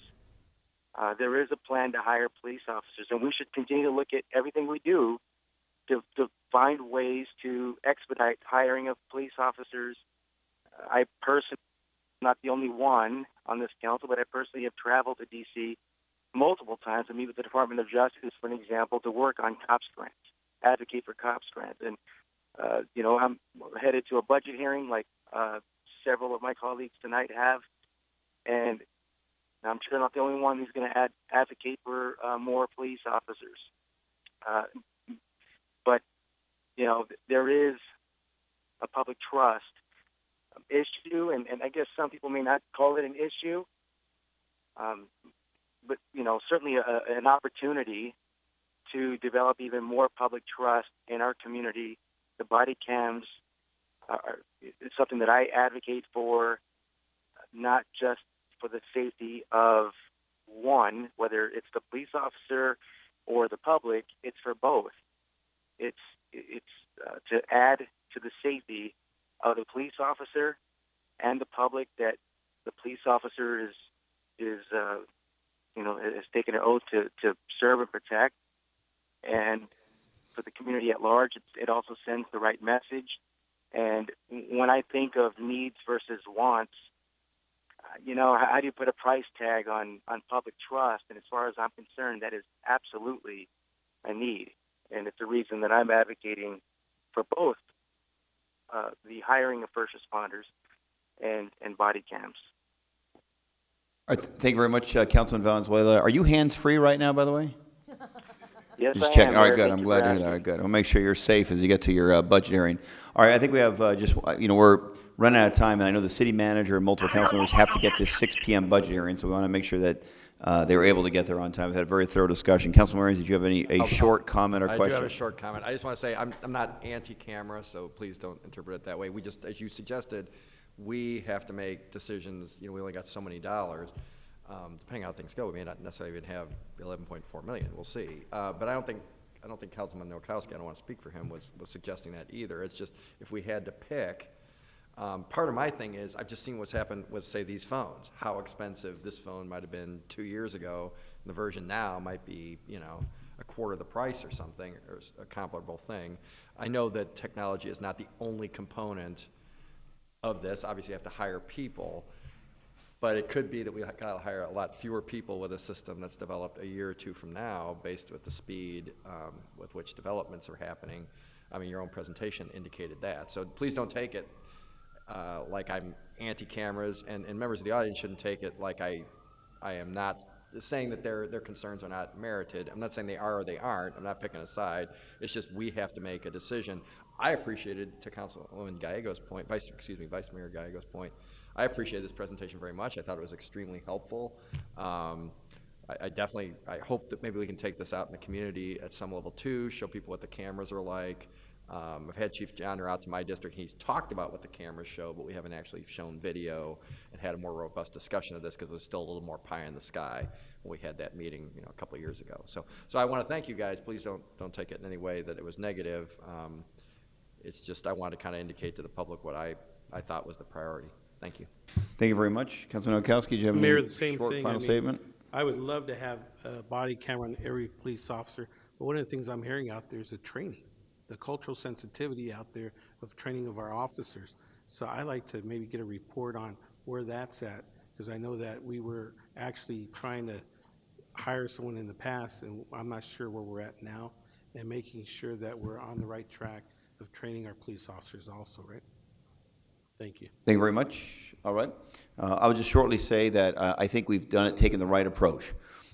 We implemented the cameras in certain precincts. We partnered with ASU to do very detailed studies on best practices. That's why the model that we have implemented thus far in the city of Phoenix is the right model. But I do believe now is the right time to deploy body cameras to all of our officers. Phoenix is a leader when it comes to community trust. The Attorney General of the United States will be coming to Phoenix soon to highlight us as one of the top cities in the country for community trust. And I think making this move now, utilizing the smart best practices that have been demonstrated here today and provide body cameras to all of our patrol officers is the way to keep us a leader in community trust. And obviously the reason is for the safety of our officers, for the safety of the community as a whole, That's what body cameras, a well-constructed body camera program will do for our Phoenix Police Department, is will keep us a leader on the issue of building community trust. Chief Kurtenbach, I know you particularly recently won the award for NAACP, in part because of your leadership in Maryville Precinct and building community trust with the wonderful diversity that we have in Maryville. So thanks for keeping us a leader in this regard. This is the next logical step in that effort. All right, this is not an action item, so I think we're done with the information. Thank you for that very, very detailed report, and hopefully everyone can make it to the budget hearing on time this evening. This meeting is adjourned.